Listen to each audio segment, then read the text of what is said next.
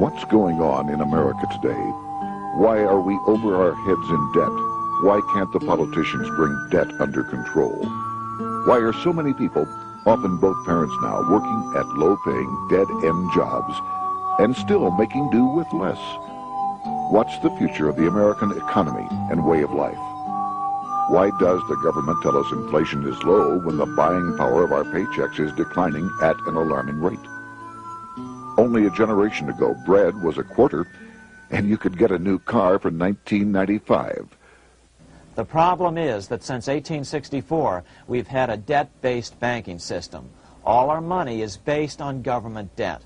We cannot extinguish government debt without extinguishing our money supply. That's why talk of paying off the national debt without reforming our banking system is an impossibility. That's why the solution does not lie in discussing the size of the national debt, rather it lies in reforming our banking system. This is the Federal Reserve headquarters in Washington. It sits on this very impressive address, right on Constitution Avenue, right across from the Lincoln Memorial. But is it federal? Is it really part of the United States government? Well, what we're about to show you is that there's nothing federal about the Federal Reserve, and there are no reserves. The name is a deception created back before the Federal Reserve Act was passed in 1913 to make Americans think that America's central bank operates in the public interest. The truth is that the Federal Reserve is a private bank owned by private stockholders and run purely for their private profit. That's exactly correct. The Fed is a privately owned for-profit corporation which, again, has no reserves, at least no reserves available to back up the Federal Reserve notes, which is our common currency. Oh, absolutely. The Federal Reserve is neither federal and has doubtful reserves. It's a private bank that is owned by member banks. And it was chartered under the guise of deceit by an act of Congress in 1913. If there's still any doubt whether the Federal Reserve is a part of the U.S. government, check your local telephone book. In most cities, it is not listed in the blue government pages. It is listed in the business white pages right next to Federal Express, another private company. But more directly, U.S. courts have ruled time and time again that the Fed is a private corporation. Why can't Congress do something about the Fed? Most members of Congress just don't understand the system, and the few who do are afraid to speak up. For example, initially a veteran congressman from Chicago asked us if he could be interviewed for this video. However, both times our camera crew arrived at his office to do the interview, this was all we were able to film. The congressman never appeared, and eventually decided he no longer wanted to participate. But a few others in Congress have been bolder over the years. Here are three quick examples. In 1923, Representative Charles A. Lindbergh, a Republican from Minnesota, and father of the famed aviator Lucky Lindy, put it this way: the financial system has been turned over to the Federal Reserve Board. That board administers the finance system by authority of a purely profiteering group. The system is private, conducted for the sole purpose of obtaining the greatest possible profits from the use of other people's money. One of the most outspoken critics in Congress of the Fed was the former chairman of the House Banking and Currency Committee during the Great Depression years. Lewis T. McFadden, Republican of Pennsylvania, said in 1932, "We have in this country one of the most corrupt institutions the world has ever known. I refer to the Federal Reserve Board. This evil institution has impoverished the people of the United States and has practically bankrupted our government. It has done this through the corrupt practices of the moneyed vultures who control it." Senator Barry Goldwater was a frequent critic of the Fed. Most Americans have no real understanding of the operation of the international moneylenders. The accounts of the Federal Reserve System have never been audited. It operates outside the control of Congress and manipulates the credit of the United States. The Federal Reserve really even though it is not part of the federal government, it is more powerful than the federal government. It's more powerful than the president, the Congress, and the courts. Now, a lot of people challenge me on that, but let me prove my case. The Federal Reserve determines what the average person's car payment is going to be, what their house payment is going to be, and whether they have a job or not. And I submit to you that that's total control. And the Federal Reserve is the largest single creditor of the United States government. What does Proverbs tell us? The borrower is servant to the lender.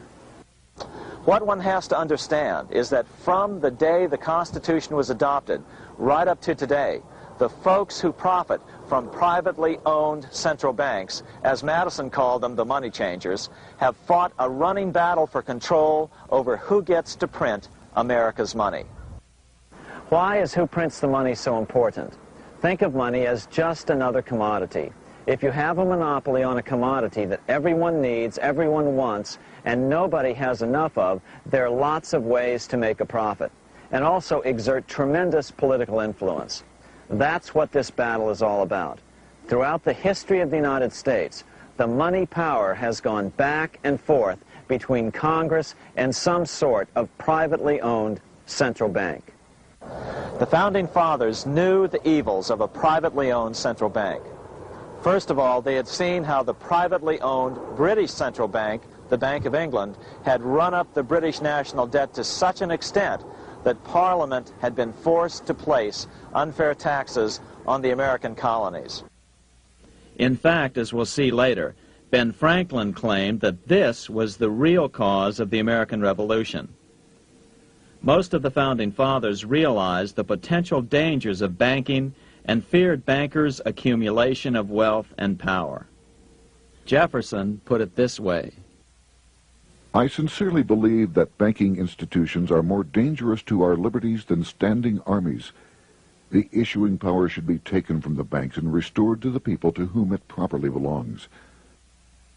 That succinct statement of Jefferson is, in fact, the solution to all our economic problems today. It bears repeating. The issuing power should be taken from the banks and restored to the people to whom it properly belongs. James Madison, the main author of the Constitution, agreed. Interestingly, he called those behind the central bank scheme money changers. Madison strongly criticized their actions. History records that the money changers have used every form of abuse, intrigue, deceit, and violent means possible to maintain their control over governments by controlling money and its issuance. The battle over who gets to issue our money has been the pivotal issue throughout the history of the United States. Wars are fought over it, depressions are caused to acquire it. Yet after World War I, this battle was rarely mentioned in newspapers or history books. Why?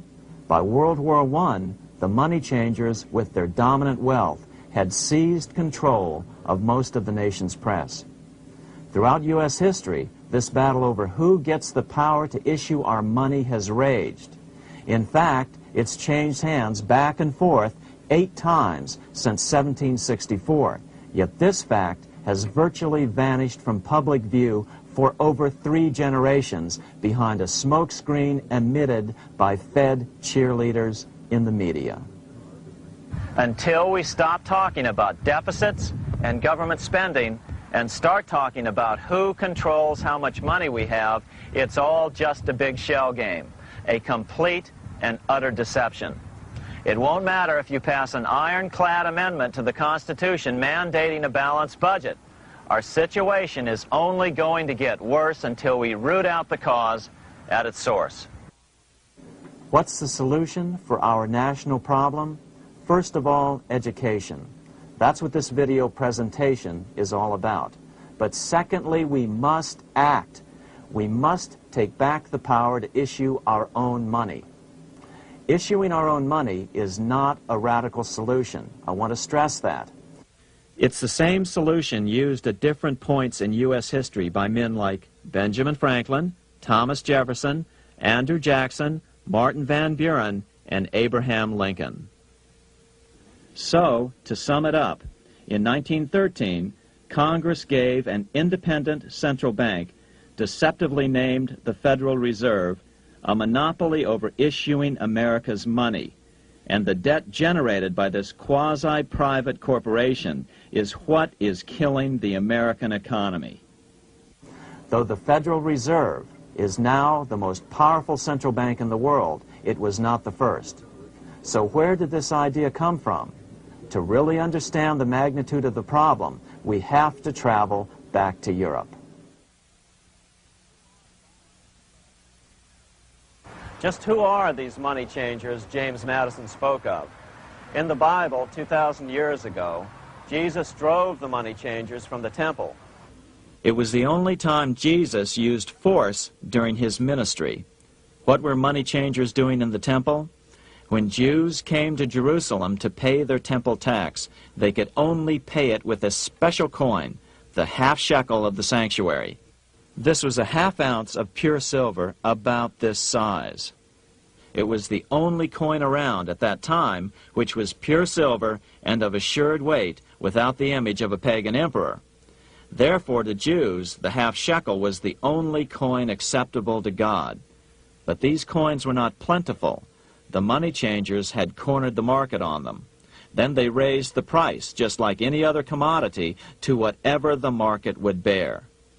In other words, money changers were making exorbitant profits because they held a virtual monopoly on money. The Jews had to pay whatever they demanded. To Jesus, this totally violated the sanctity of God's house.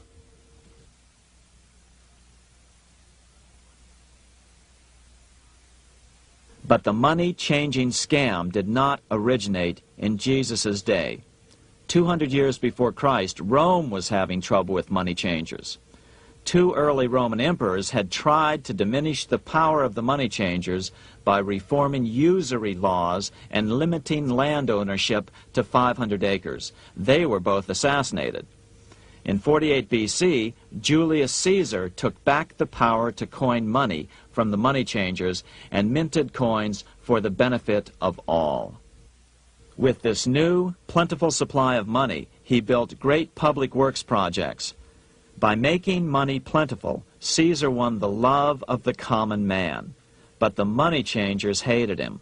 Some believe this was an important factor in Caesar's assassination. One thing is for sure, with the death of Caesar came the demise of plentiful money in Rome. Taxes increased, as did corruption. Just as in the case of America today, usury and debased coin became the rule. Eventually, the Roman money supply was reduced by 90%. As a result, the common people lost their lands and their homes, just as is about to happen soon in America. With the demise of plentiful money, the masses lost confidence in the Roman government and refused to support it. Rome plunged into the gloom of the Dark Ages.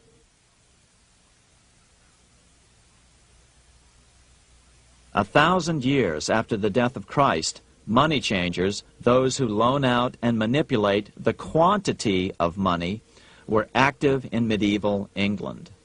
In fact, they were so active that acting together, they could manipulate the entire English economy. These were not bankers per se. The money changers generally were the goldsmiths. They were the first bankers because they started keeping other people's gold for safekeeping in their vaults. The first paper money was merely a receipt for gold left at the goldsmith. Paper money caught on because it was more convenient than carrying around a lot of heavy gold and silver coins. Eventually, goldsmiths noticed that only a small fraction of the depositors ever came in and demanded their gold at any one time. Goldsmiths started cheating on the system. They discovered that they could print more money than they had gold, and usually no one would be the wiser. Then they could loan out this extra money and collect interest on it. This was the birth of fractional reserve banking. That is, loaning out many times more money than you have assets on deposit. So, if $1,000 in gold were deposited with them, they could loan out about $10,000 in paper money and draw interest payments on it, and no one would ever discover the deception. By this means, goldsmiths gradually accumulated more and more wealth and used this wealth to accumulate more and more gold. Today, this practice of loaning out more money than there are reserves is known as fractional reserve banking. Every bank in the United States is allowed to loan out at least 10 times more money than they actually have. That's why they get rich on charging, let's say, 8% interest. It's not really 8% per year, which is their income. It's 80%. That's why bank buildings are always the largest in town. But does that mean that all interest or all banking should be illegal? Hardly. In the Middle Ages, canon law, the law of the Catholic Church, forbade charging interest on loans. This concept followed the teachings of Aristotle and St. Thomas Aquinas. They taught that the purpose of money was to serve the members of society, to facilitate the exchange of goods needed to lead a virtuous life. Interest, in their belief, hindered this purpose by putting an unnecessary burden on the use of money. In other words, interest was contrary to reason and justice. Reflecting church law in the Middle Ages, Europe forbade charging interest on loans and made it a crime called usury. As commerce grew, and therefore opportunities for investment arose in the late Middle Ages, it came to be recognized that to loan money had a cost for the lender, both in risk and in lost opportunity. So some charges were allowed, but not interest per se. But all moralists, no matter what religion, condemn fraud, oppression of the poor, and injustice as clearly immoral.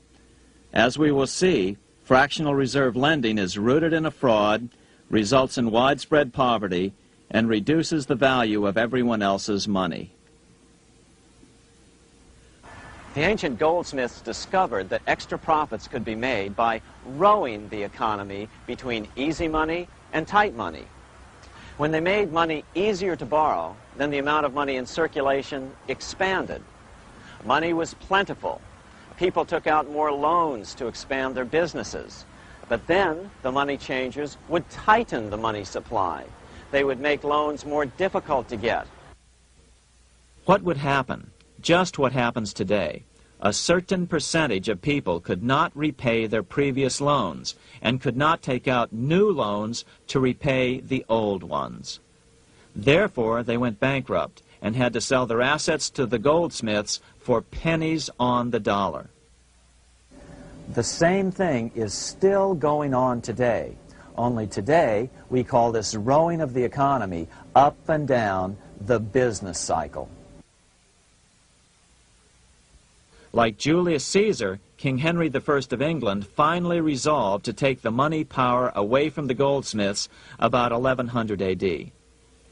Henry could have used anything as money, seashells, feathers, or even yak dung, as is often done in remote Tibetan provinces. But he invented one of the most unusual money systems in history. It was called the tally stick system. Here I have one of the few surviving examples of this form of British money, which lasted 726 years until 1826, a tally stick. The tally system was adopted to avoid the monetary manipulation of the goldsmiths. Tally sticks were money fabricated out of sticks of polished wood. Notches were cut along one edge of the stick to indicate the denominations. Then the stick was split lengthwise through the notches so that both pieces still had a record of the notches. The king kept one half to protect against counterfeiting. Then he would spend the other half into the economy and they would circulate as money. This particular tally stick is huge. It represented 25,000 pounds. One of the original stockholders in the Bank of England purchased his original shares with this stick. In other words, he bought shares in the world's richest and most powerful corporation with a stick of wood. It's ironic that after its formation in 1694, the Bank of England attacked the tally stick system because it was money outside the power of the money changers, just as King Henry had wanted it to be. Why do people accept sticks of wood for money? That's a great question. Throughout history, people traded anything they thought had value and used as money. You see, the secret is that money is only what people agree on to use as money. What's our paper money today? It's really just paper. But here's the trick. King Henry ordered that tally sticks had to be used to pay the king's taxes. This built-in demand for tally sticks immediately made them circulate and be accepted as money. And they worked well. In fact, no other form of money has worked so well for so long as tally sticks. Keep in mind, the British Empire was built under the tally stick system. The tally stick system succeeded despite the fact that the money changers constantly attacked it by offering the metal coin system as competition. In other words, metal coins never went completely out of circulation, but tally sticks hung on because they were good for the payment of taxes. Finally, in the 1500s, King Henry VIII relaxed the laws concerning usury, and the money changers wasted no time reasserting themselves. They quickly made their gold and silver money plentiful for a few decades. But when Queen Mary took the throne and tightened the usury laws again, the money changers renewed the hoarding of gold and silver coins, forcing the economy to plummet. When Queen Mary's sister, Queen Elizabeth I, took the throne, she was determined to regain control over English money. Her solution was to issue gold and silver coins from the public treasury and take the control over the money supply away from the money changers. Although control over money was not the only cause of the English Revolution in 1642, religious differences fueled the conflict. Monetary policy played a major role. Financed by the money changers, Oliver Cromwell finally overthrew King Charles, purged the Parliament, and put the king to death. The money changers were immediately allowed to consolidate their financial power.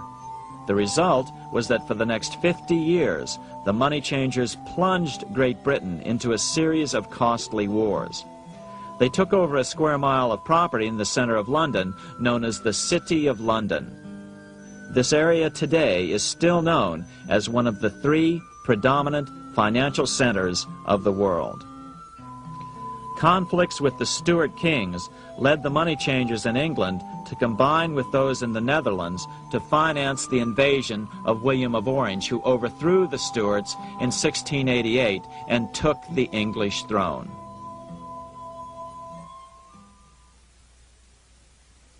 By the end of the 1600s, England was in financial ruin. 50 years of more or less continuous wars with France and Holland had exhausted her. Frantic government officials met with the money changers to beg for the loans necessary to pursue their political purposes. The price was high: a government-sanctioned, privately owned bank which could issue money created out of nothing. It was to be the modern world's first privately owned central bank, the Bank of England. Although it was deceptively called the Bank of England to make the general population think it was part of the government, it was not. Like any other private corporation, the Bank of England sold shares to get started. The investors, whose names were never revealed, were supposed to put up £1.25 million British pounds in gold coin to buy their shares in the bank, but only £750,000 was ever received. Despite that, the bank was duly chartered in 1694 and started out in the business of loaning out several times the money it supposedly had in reserves, all at interest. In exchange, the new bank would loan British politicians as much of the new currency as they wanted, as long as they secured the debt by direct taxation of the British people. So, legalization of the Bank of England amounted to nothing less than legal counterfeiting of a national currency for private gain. Unfortunately, nearly every nation now has a privately controlled central bank using the Bank of England as the basic model. Such is the power of these central banks that they soon take total control over a nation's economy. It soon amounts to nothing but a plutocracy rule by the rich. It would be like putting control of the army in the hands of the mafia. The danger of tyranny would be extreme. Yes, we need central banks. No, we do not need them in private hands. The central bank scam is really a hidden tax. The nation sells bonds to the central bank to pay for things it does not have the political will to raise taxes to pay for. But the bonds are purchased with money the central bank creates out of nothing. More money in circulation makes your money worth less. The government gets as much money as it needs, and the people pay for it in inflation. The beauty of the plan is that not one person in 1,000 can figure it out because it's usually hidden behind complex-sounding economics gibberish. With the formation of the Bank of England, the nation was soon awash in money. Prices throughout the country doubled. Massive loans were granted for just about any wild scheme. One venture proposed to drain the Red Sea to recover gold supposedly lost when the Egyptian army drowned pursuing Moses and the Israelites. By 1698, government debt grew from the initial £1.25 million to £16 million. Naturally, taxes were increased and then increased again to pay for all of this. With the British money supply firmly in their grip, the British economy began a wild roller coaster series of booms and depressions, exactly the sort of thing a central bank claims it is determined to prevent. There are two things which I think are intrinsic not just to the Bank of England but to central banking generally. The first is an involvement in the formulation of monetary policy with the specific objective of achieving monetary stability. However, since the Bank of England took control, the British pound has rarely been stable. Now let's take a look at the role of the Rothschild family, the family said to be the wealthiest in the world.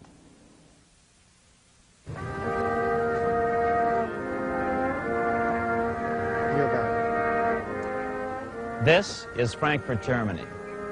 50 years after the Bank of England opened its doors, a goldsmith named Amschel Moses Bauer opened a coin shop, a counting house, in 1743. And over the door he placed a sign depicting a Roman eagle on a red shield. The shop became known as the Red Shield Firm, or in German, Rothschild. When his son, Amschel Meyer Bauer, inherited the business, he decided to change his name to Rothschild. Amschel soon learned that loaning money to governments and kings was more profitable than loaning to private individuals.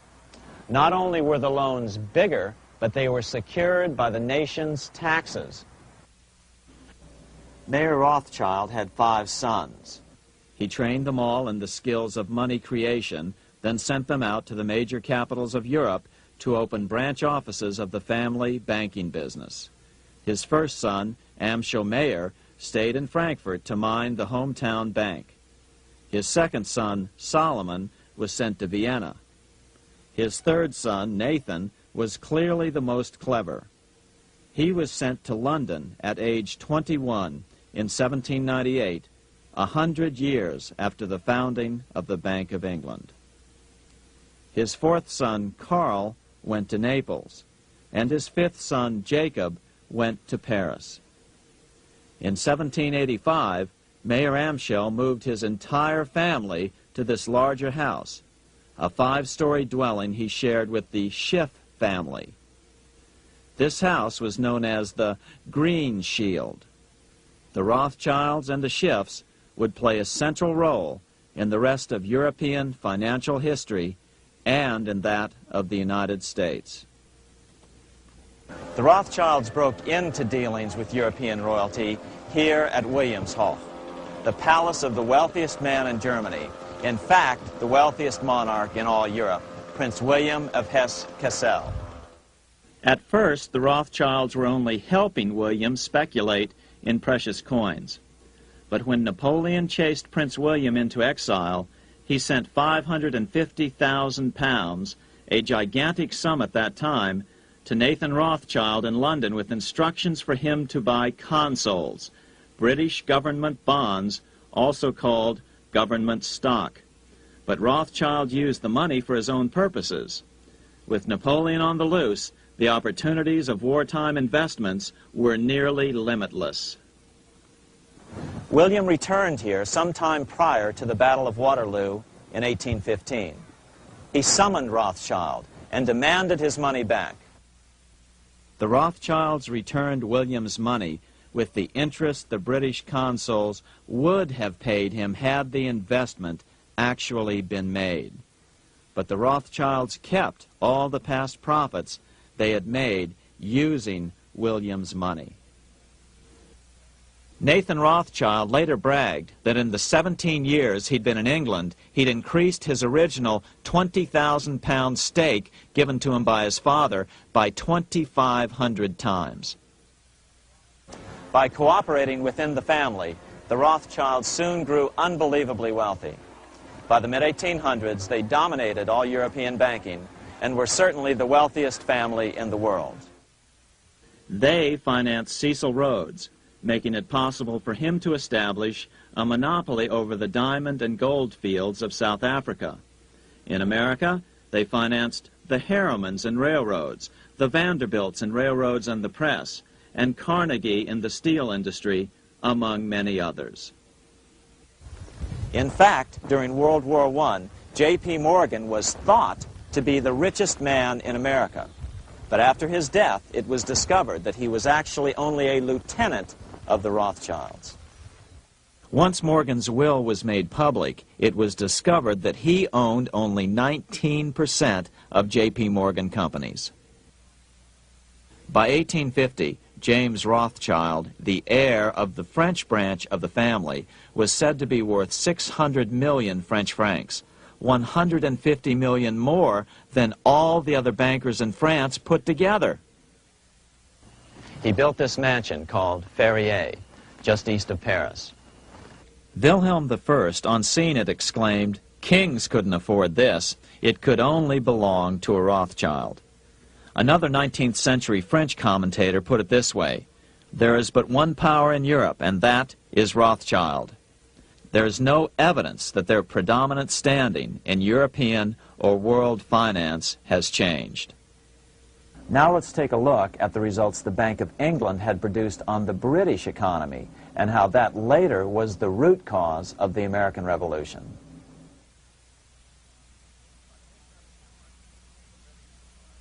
By the mid-1700s, the British Empire was nearing its height of power around the world. But Britain had fought 4 costly wars in Europe since the creation of their privately owned central bank, the Bank of England. The cost had been high. To finance these wars, the British Parliament here had borrowed heavily from the bank.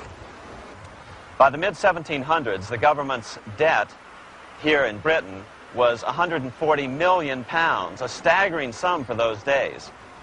Consequently, the British government embarked on a program of trying to raise revenues from their American colonies in order to make their interest payments to the bank. But in America, it was a different story. The scourge of a privately owned central bank had not yet hit. This is Independence Hall in Philadelphia, where the Declaration of Independence and Constitution were signed. In the mid-1700s, pre-revolutionary America was still relatively poor.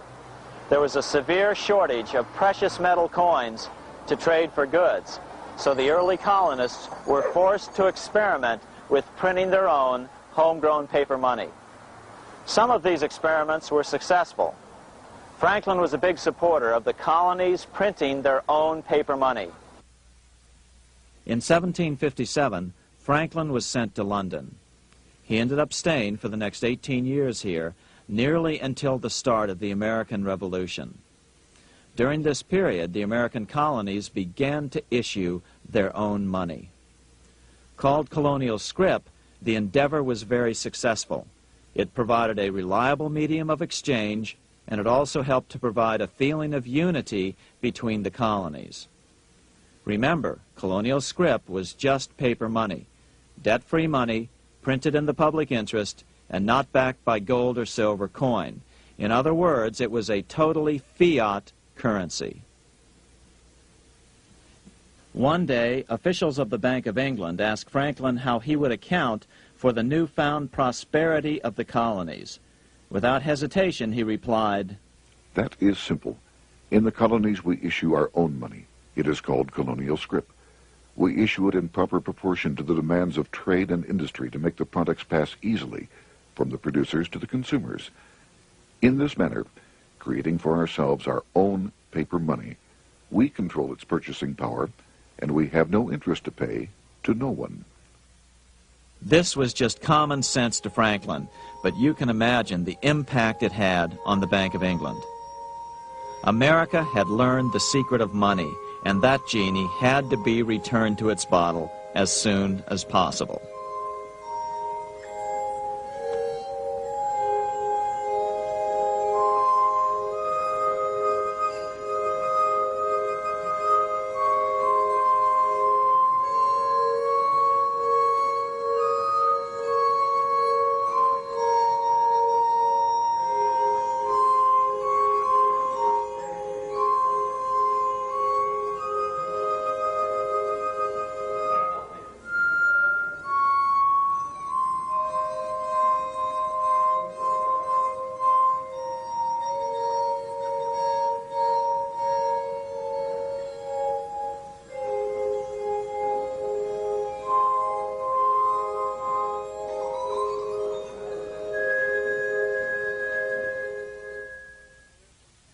As a result, Parliament hurriedly passed the Currency Act of 1764.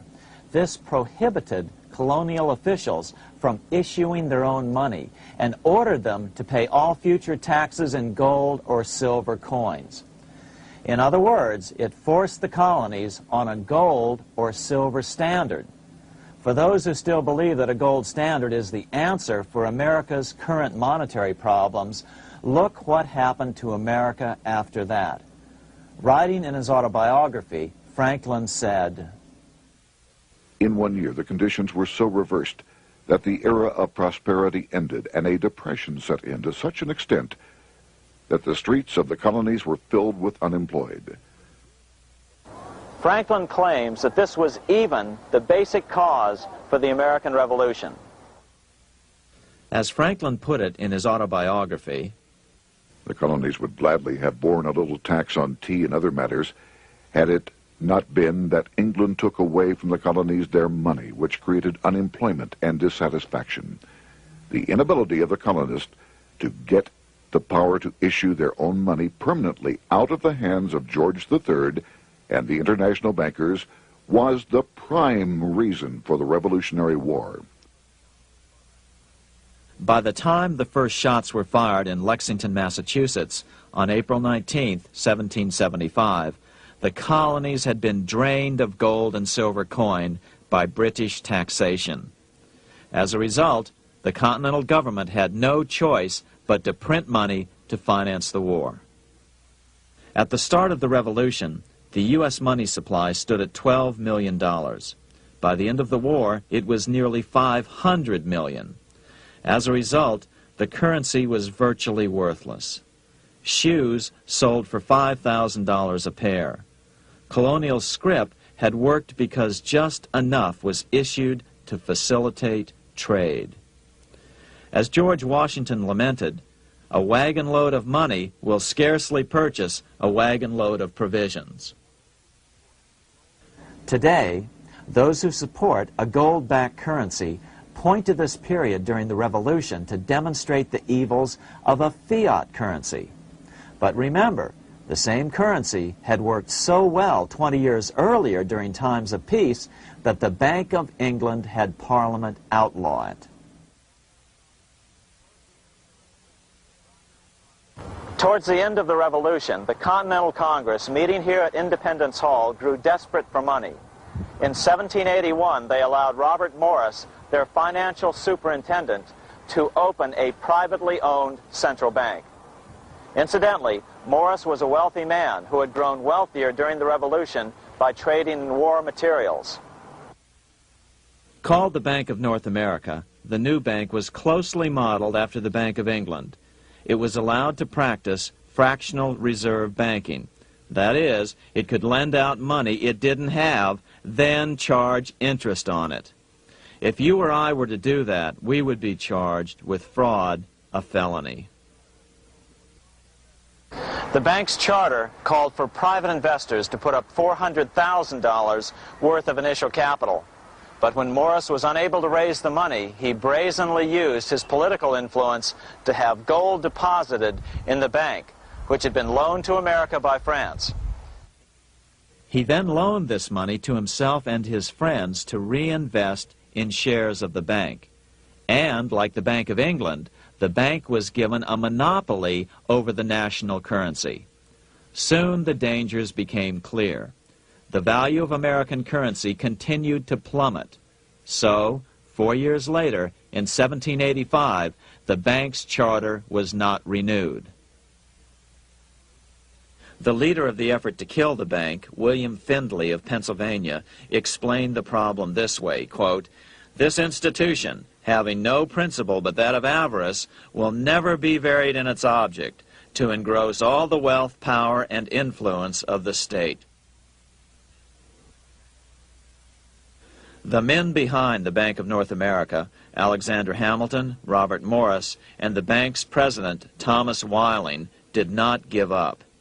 Only 6 years later, Hamilton, then Secretary of the Treasury, and his mentor, Morris, rammed a new privately owned central bank through the new Congress. Called the first bank of the United States, Thomas Whiling again served as the bank's president. The players were the same, only the name of the bank was changed.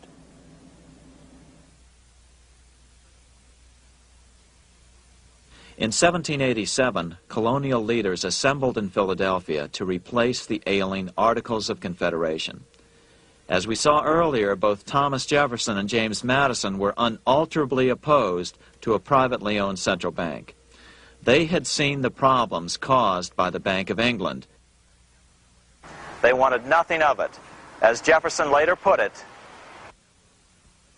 "If the American people ever allow private banks to control the issue of their currency, first by inflation, then by deflation, the banks and the corporations which grow up around them will deprive the people of all property until their children wake up homeless on the continent their fathers conquered."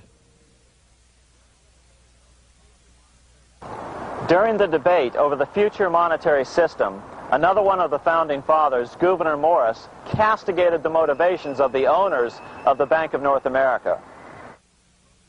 Gouverneur Morris headed the committee that wrote the final draft of the Constitution. Morris knew the motivations of the bank well.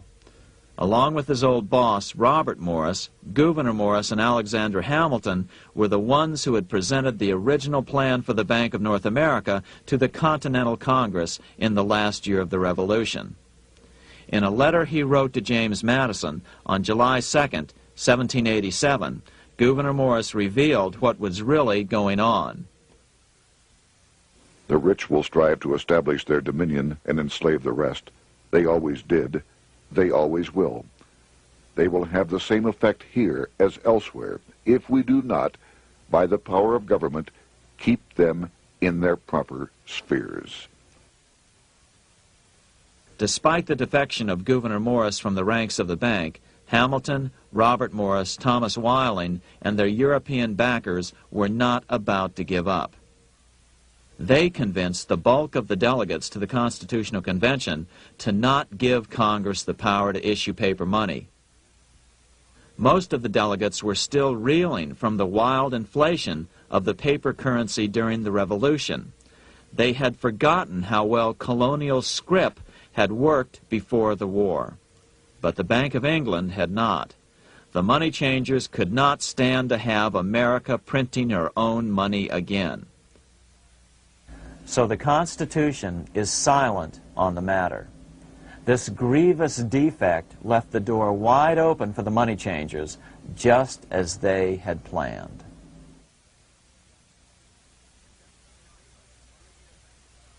In 1790, less than 3 years after the Constitution had been signed, the money changers struck again. The newly appointed first Secretary of the Treasury, Alexander Hamilton, proposed a bill to the Congress calling for a new, privately owned central bank. Coincidentally, that was the very year that Amschel Rothschild made his pronouncement from his flagship bank in Frankfurt. Let me issue and control a nation's money, and I care not who writes the laws. Alexander Hamilton was a tool of the international bankers, and he wanted to create the U.S. Bank, the BUS, or the Bank of the United States, and did so. Interestingly, one of Hamilton's first jobs after graduating from law school in 1782 was as an aide to Robert Morris, the head of the Bank of North America. In fact, the year before, Hamilton had written Morris a letter saying, "A national debt, if it is not excessive, will be to us a national blessing." A blessing to whom? After a year of intense debate, in 1791, Congress passed the bill and gave it a 20-year charter. The new bank was to be called the First Bank of the United States, or BUS. Here we are in front of the First Bank of the United States in Philadelphia. The bank was given a monopoly on printing U.S. currency, even though 80% of its stock would be held by private investors. The other 20% would be purchased by the U.S. government. But the reason was not to give the government a piece of the action. It was to provide the capital for the other 80% owners. As with the old Bank of North America and the Bank of England before that, the stockholders never paid the full amount for their shares. The U.S. government put up their initial $2 million in cash. Then the bank, through the old magic of fractional reserve lending, made loans to its charter investors so they could come up with the remaining $8 million of capital needed for this risk-free investment. Like the Bank of England, the name of the Bank of the United States was deliberately chosen to hide the fact that it was privately controlled. And like the Bank of England, the names of the investors in the bank were never revealed. Many years later, it was a common saying that the Rothschilds were the power behind the old Bank of the United States. The bank was sold to Congress as a way to bring stability to the banking system and eliminate inflation. So what happened? Over the first 5 years, the U.S. government borrowed $8.2 million from the Bank of the United States. In the same 5-year period, prices rose by 72%. Jefferson, as the new Secretary of State, watched the borrowing with sadness and frustration, unable to stop it. I wish it were possible to obtain a single amendment to our Constitution, taking from the federal government the power of borrowing. Millions of Americans feel the same way today. They watch in helpless frustration as the federal government borrows the American economy into oblivion. So, although it was called the First Bank of the United States, it was not the first attempt at a privately owned central bank in this country. As with the Bank of North America, the government put up most of the cash to get this private bank going, then the bankers loaned the money to each other to buy the remaining stock in the bank. It was a scam, plain and simple, and they wouldn't be able to get away with it for long. But first, we have to travel back to Europe to see how a single man was able to manipulate the entire British economy by obtaining the first news of Napoleon's final defeat.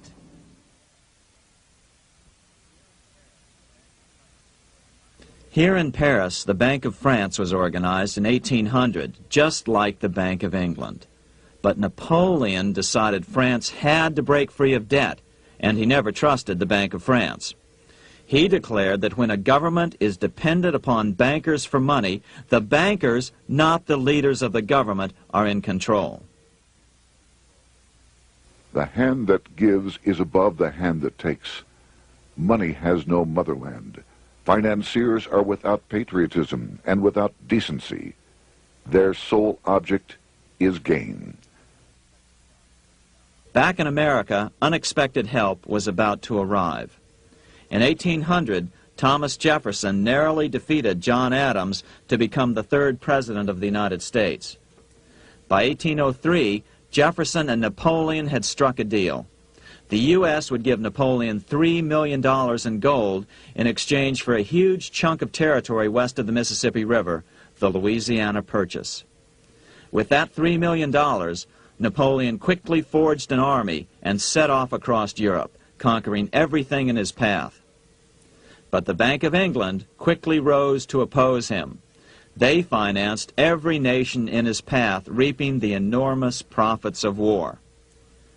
Prussia, Austria, and finally Russia all went heavily into debt in a futile attempt to stop Napoleon. 4 years later, with the main French army in Russia, 30-year-old Nathan Rothschild, the head of the London office of the Rothschild family, personally took charge of a bold plan to smuggle a much-needed shipment of gold right through France to finance an attack by the Duke of Wellington from Spain. Nathan later bragged at a dinner party in London that it was the best business he'd ever done. Little did he know that he would do much better business in the near future. Wellington's attacks from the south and other defeats eventually forced Napoleon to abdicate, and Louis XVIII was crowned king. Napoleon was exiled to Elba, a tiny island off the coast of Italy, supposedly exiled from France forever. While Napoleon was in exile on Elba, temporarily defeated by England with the financial help of the Rothschilds, America was trying to break free of its central bank as well.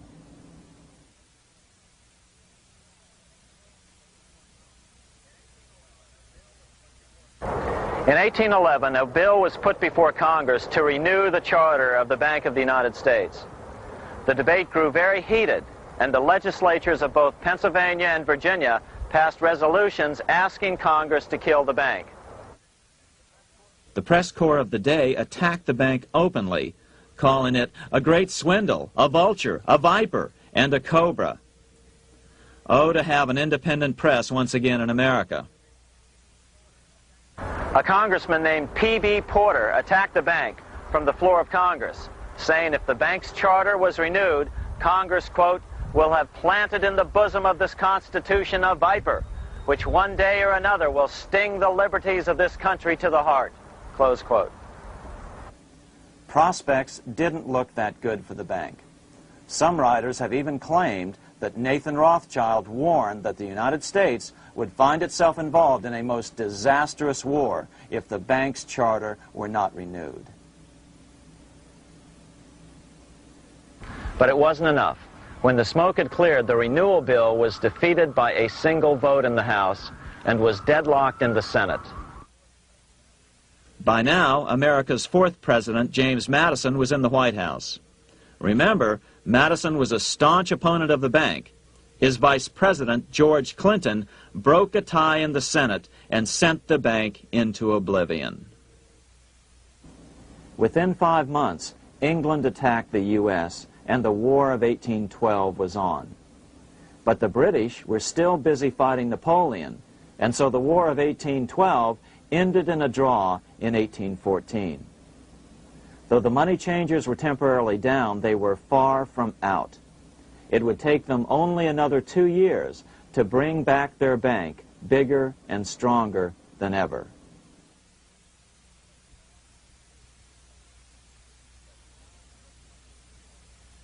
But now let's return to Napoleon, because nothing else in history more aptly demonstrates the ingenuity of the Rothschild family than their control of the British stock market after Waterloo. In 1815, a year after the end of the War of 1812 in America, Napoleon escaped his exile and returned to Paris. French troops were sent out to capture him, but such was his charisma that the soldiers rallied around their old leader and hailed him as their emperor once again. In March of 1815, Napoleon equipped an army which Britain's Duke of Wellington defeated less than 90 days later at Waterloo. Some writers claim Napoleon borrowed £5 million from the Bank of England to rearm. But it appears these funds actually came from the Ouvard banking house in Paris. Nevertheless, from about this point on, it was not unusual for privately controlled central banks to finance both sides in a war. Why would a central bank finance opposing sides in a war? Because war is the biggest debt generator of them all. A nation will borrow any amount for victory. The ultimate loser is loaned just enough to hold out the vain hope of victory, and the ultimate winner is given enough to win. Besides, such loans are usually conditioned upon the guarantee that the victor will honor the debts of the vanquished.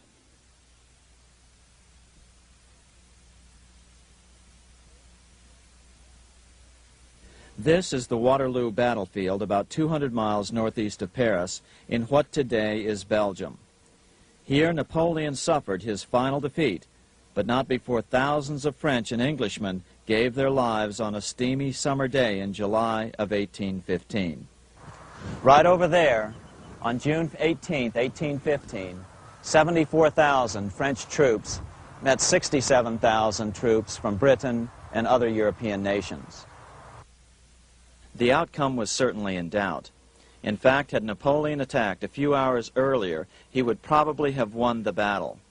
But no matter who won or lost, back in London, Nathan Rothschild planned to use the opportunity to try to seize control over the British stock and bond market and possibly even the Bank of England. Rothschild stationed a trusted agent, a man named Rothworth, on the north side of the battlefield, closer to the English Channel. Once the battle had been decided, Rothworth took off for the Channel.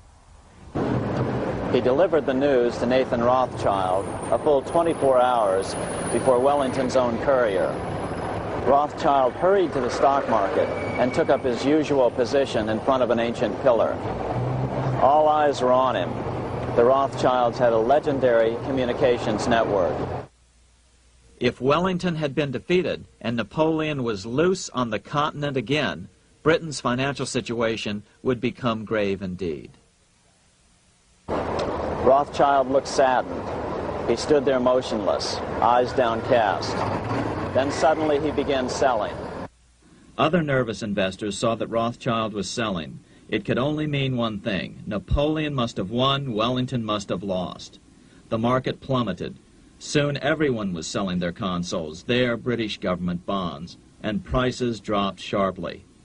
But then Rothschild started secretly buying up the consols through his agents for only a fraction of their worth hours before. Myths, legends, you say?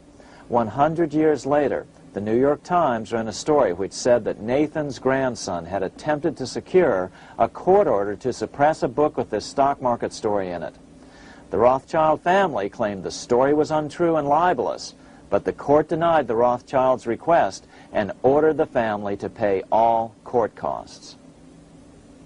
What's even more interesting about this story is that some authors claim that the day after the Battle of Waterloo, in a matter of hours, Nathan Rothschild came to dominate not only the bond market, but the Bank of England as well.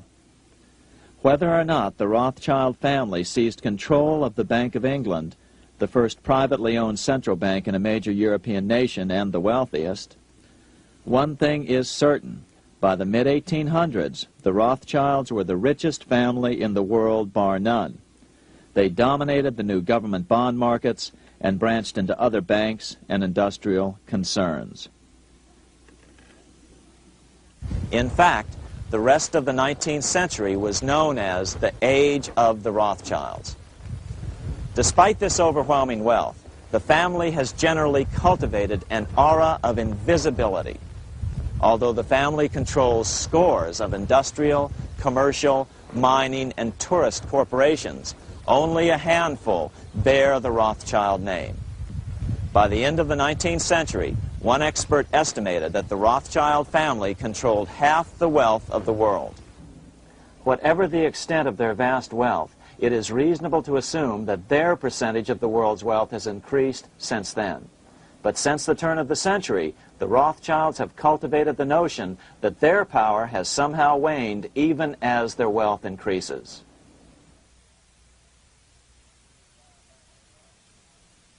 Meanwhile, back in Washington in 1816, just 1 year after Waterloo and Rothschild's alleged takeover of the Bank of England, the American Congress passed a bill permitting yet another privately owned central bank. This bank was called the Second Bank of the United States. The new bank's charter was a copy of the previous banks. The U.S. government would own 20% of the shares of the bank. Of course, the federal share was paid by the Treasury up front into the bank's coffers. Then, through the magic of fractional reserve lending, it was transformed into loans to private investors who then bought the remaining 80% of the shares. Just as before, the primary stockholders remained a secret. But it is known that the largest block of shares, about 1/3 of the total, were sold to foreigners. As one observer put it, it is certainly no exaggeration to say that the Second Bank of the United States was rooted as deeply in Britain as it was in America. So, by 1816, some authors claim the Rothschilds had taken control over the Bank of England and backed a new, privately owned central bank in America as well.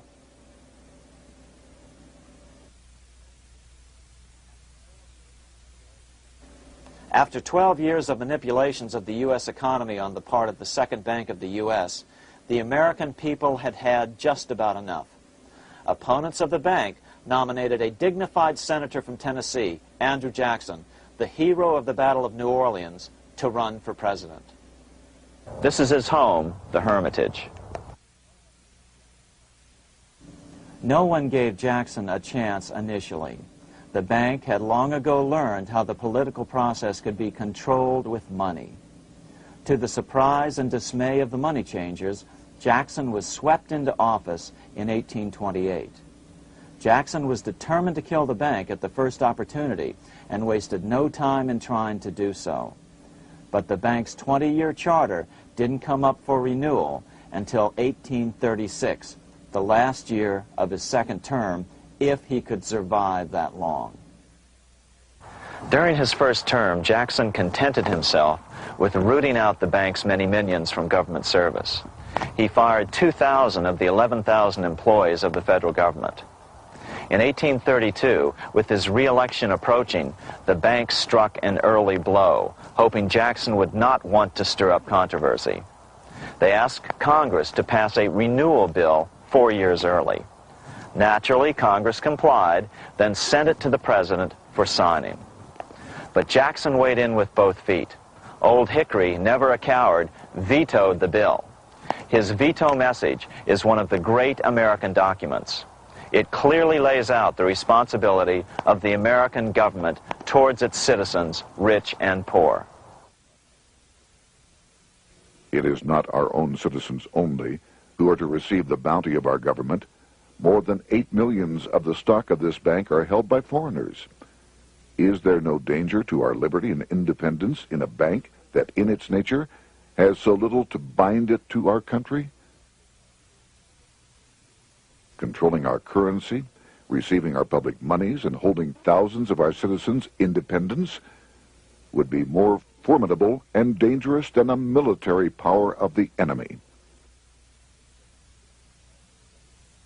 If government would confine itself to equal protection and, as heaven does its rains, shower its favor alike on the high and the low, the rich and the poor, it would be an unqualified blessing.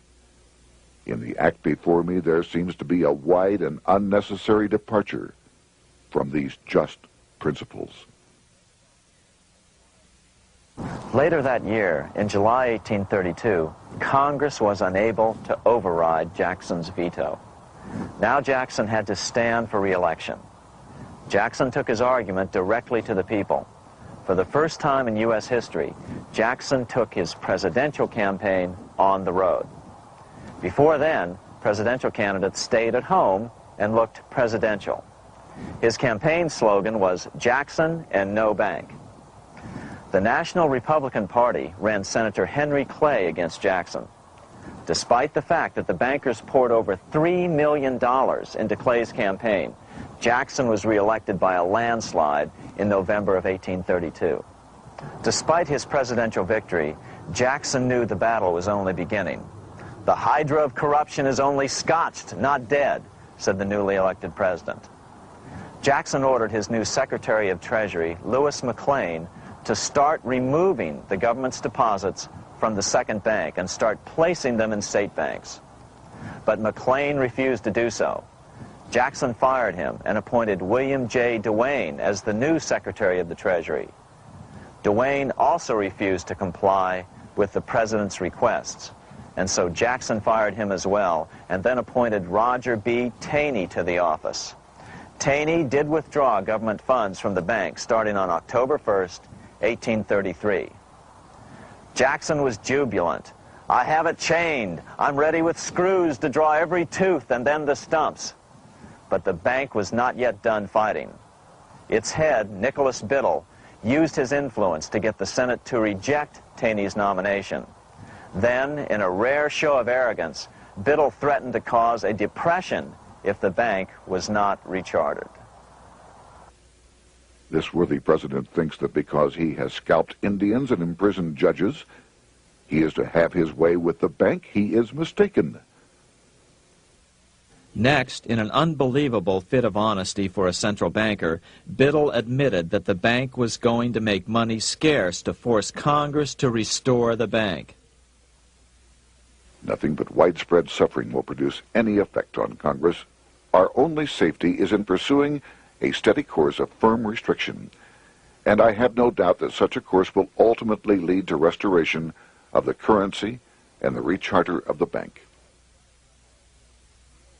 What a stunning revelation. Here was the pure truth, revealed with shocking clarity. Biddle intended to use the money contraction power of the bank to cause a massive depression until America gave in. Unfortunately, this has happened time and time again throughout U.S. history and is about to happen again in today's world. Nicholas Biddle made good on his threat. The bank sharply contracted the money supply by calling in old loans and refusing to extend new ones. A financial panic ensued, followed by a deep depression. Naturally, Biddle blamed Jackson for the crash, saying that it was caused by the withdrawal of federal funds from the bank. Unfortunately, his plan worked well. Wages and prices sagged. Unemployment soared along with business bankruptcies. The nation quickly went into an uproar. Newspaper editors blasted Jackson in editorials. The bank threatened to withhold payments, which then could be made directly to key politicians for their support. Within only months, Congress assembled in what was called the panic session. 6 months after he had withdrawn funds from the bank, Jackson was officially censured by a resolution which passed the Senate by a vote of 26 to 20. It was the first time a president had ever been censured by Congress. Jackson lashed out at the bank. "You are a den of vipers. I intend to rout you out, and by eternal God, I will rout you out." America's fate teetered on a knife edge. If Congress could muster enough votes to override Jackson's veto, the bank would be granted another 20-year monopoly or more over America's money, time enough to consolidate its already great power. Then a miracle occurred. The governor of Pennsylvania came out supporting President Jackson and strongly criticized the bank. On top of that, Biddle had been caught boasting in public about the bank's plan to crash the economy. Suddenly, the tide shifted.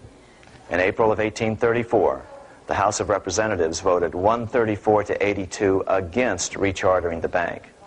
This was followed up by an even more lopsided vote to establish a special committee to investigate whether the bank had caused the crash.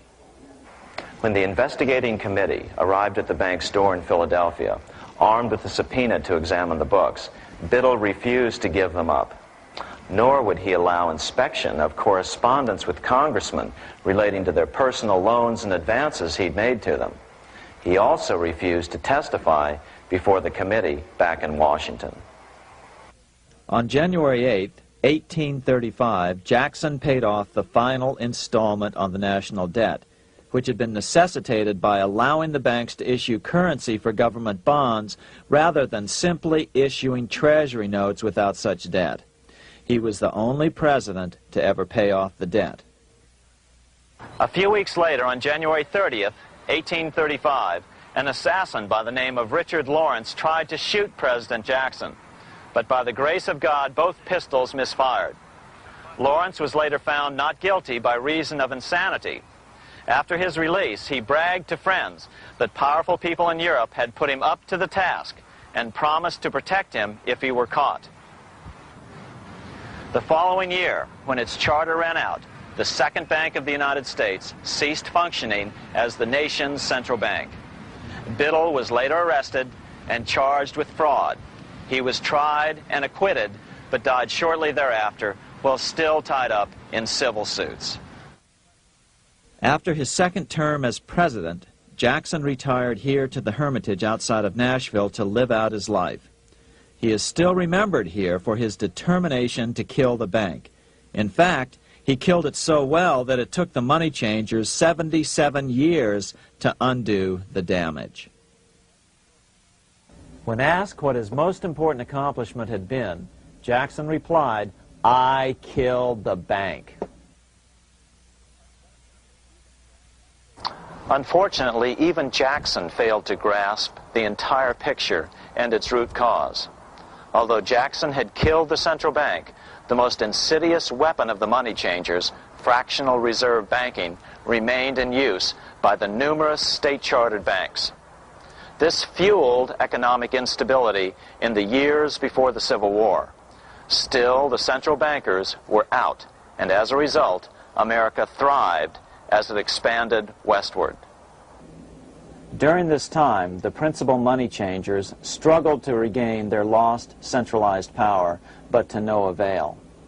Then, finally, they reverted to the old central bankers' formula: war to create debt and dependency. If they couldn't get their central bank any other way, America could be brought to its knees by plunging it into a civil war, just as they had done in 1812 after the first Bank of the United States was not rechartered. 1 month after the inauguration of Abraham Lincoln, the first shots of the American Civil War were fired here at Fort Sumter, South Carolina, on April 12, 1861. Certainly slavery was a cause for the Civil War, but not the primary cause. Lincoln knew that the economy of the South depended upon slavery, and so before the Civil War, he had no intention of eliminating it. Lincoln had put it this way in his inaugural address only 1 month earlier. I have no purpose, directly or indirectly, to interfere with the institution of slavery in the states where it now exists. I believe I have no lawful right to do so, and I have no inclination to do so. Even after the first shots were fired here at Fort Sumter, Lincoln continued to insist that the Civil War was not about the issue of slavery. My paramount objective is to save the Union, and it is not either to save or destroy slavery. If I could save the Union without freeing any slave, I would do it. So what was the Civil War all about? There were many factors at play.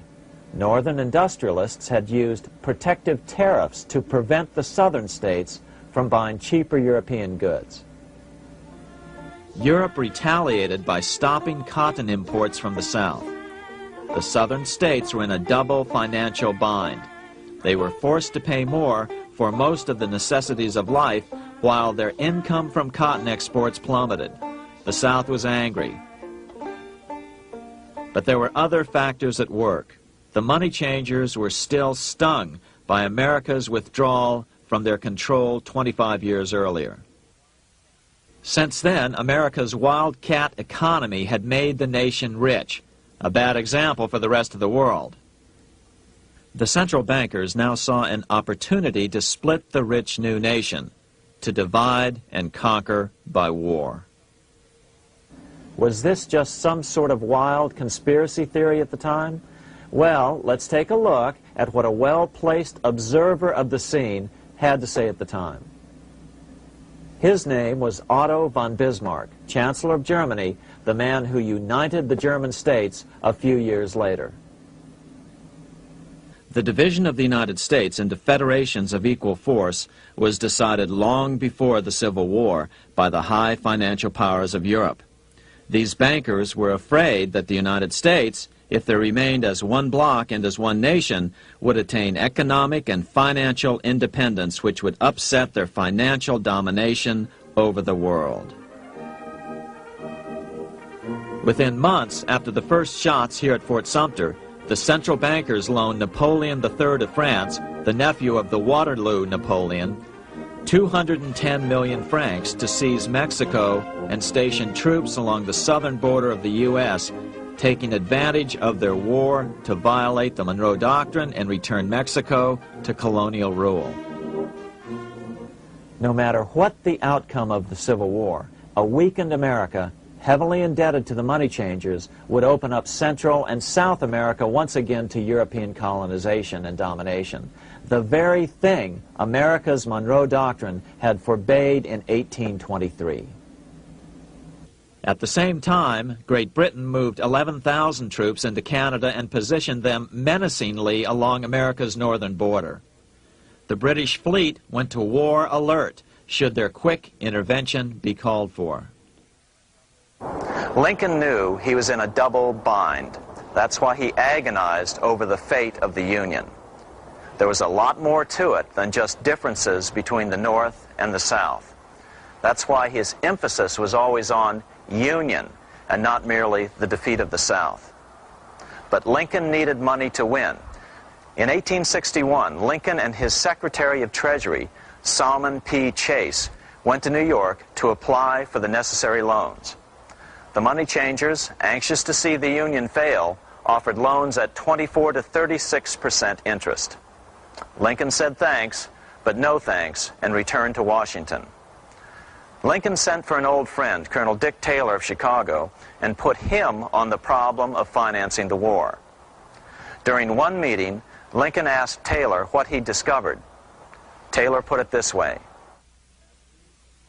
Why, Lincoln, that is easy. Just get Congress to pass a bill authorizing the printing of full legal tender treasury notes, and pay your soldiers with them, and go ahead and win your war with them also.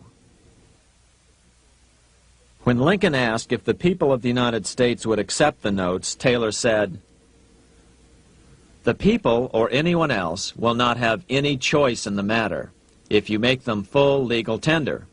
They will have the full sanction of the government and be just as good as any money, as Congress is given that express right by the Constitution." So that's exactly what Lincoln did. In 1862-63, he printed up $450 million worth of the new bills. In order to distinguish them from other banknotes in circulation, he printed them in green ink on the back side. That's why the notes were called greenbacks. With this new money, Lincoln paid the troops and bought their supplies. During the course of the war, nearly $450 million worth of greenbacks were printed at no interest to the federal government. Lincoln understood who was really pulling the strings and what was at stake for the American people. This is how he explained his rationale. The government should create, issue, and circulate all the currency and credit needed to satisfy the spending power of the government and the buying power of consumers. The privilege of creating and issuing money is not only the supreme prerogative of government, but it is the government's greatest creative opportunity. By the adoption of these principles, the taxpayers will be saved immense sums of interest. Money will cease to be master and become the servant of humanity. A truly incredible editorial in the London Times explained the central bankers' attitude towards Lincoln's greenbacks. If this mischievous financial policy, which has its origins in North America, shall become indurated down to a fixture, then That government will furnish its own money without cost. It will pay off debts and be without debt.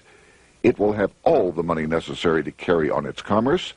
It will become prosperous without precedent in the history of the world.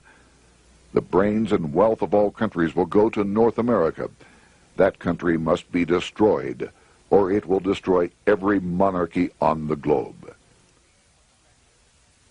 The scheme was effective, so effective that the next year, 1863, with Federal and Confederate troops beginning to mass for the decisive battle of the Civil War, and the Treasury in need of further congressional authority to issue more greenbacks, Lincoln allowed the bankers to push through the National Bank Act. These new national banks would operate under a virtual tax-free status and collectively had the exclusive monopoly power to create the new form of money, banknotes. Though greenbacks continued to circulate, their numbers were not increased. But most importantly, from this point on, the entire U.S. money supply would be created out of debt by bankers buying U.S. government bonds and issuing them for reserves for banknotes. As historian John Kenneth Galbraith explained it, in numerous years following the war, the federal government ran a heavy surplus. It could not, however, pay off its debt, retire its securities, because to do so meant there would be no bonds to back the national banknotes. To pay off the debt was to destroy the money supply. Later in 1863, Lincoln got some unexpected help from Tsar Alexander II of Russia. The Tsar, like Bismarck in Germany, knew what the international money changers were up to and had steadfastly refused to let them set up a central bank in Russia. If America survived and was able to remain out of their clutches, the Tsar's position would remain secure. If the bankers were successful at dividing America and giving the pieces back to Great Britain and France, both nations under control of their central banks, eventually they would threaten Russia again. So the Tsar gave orders that if either England or France actively intervened and gave aid to the South, Russia would consider such action as a declaration of war.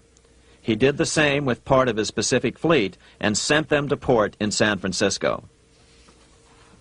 Lincoln was reelected the next year, 1864.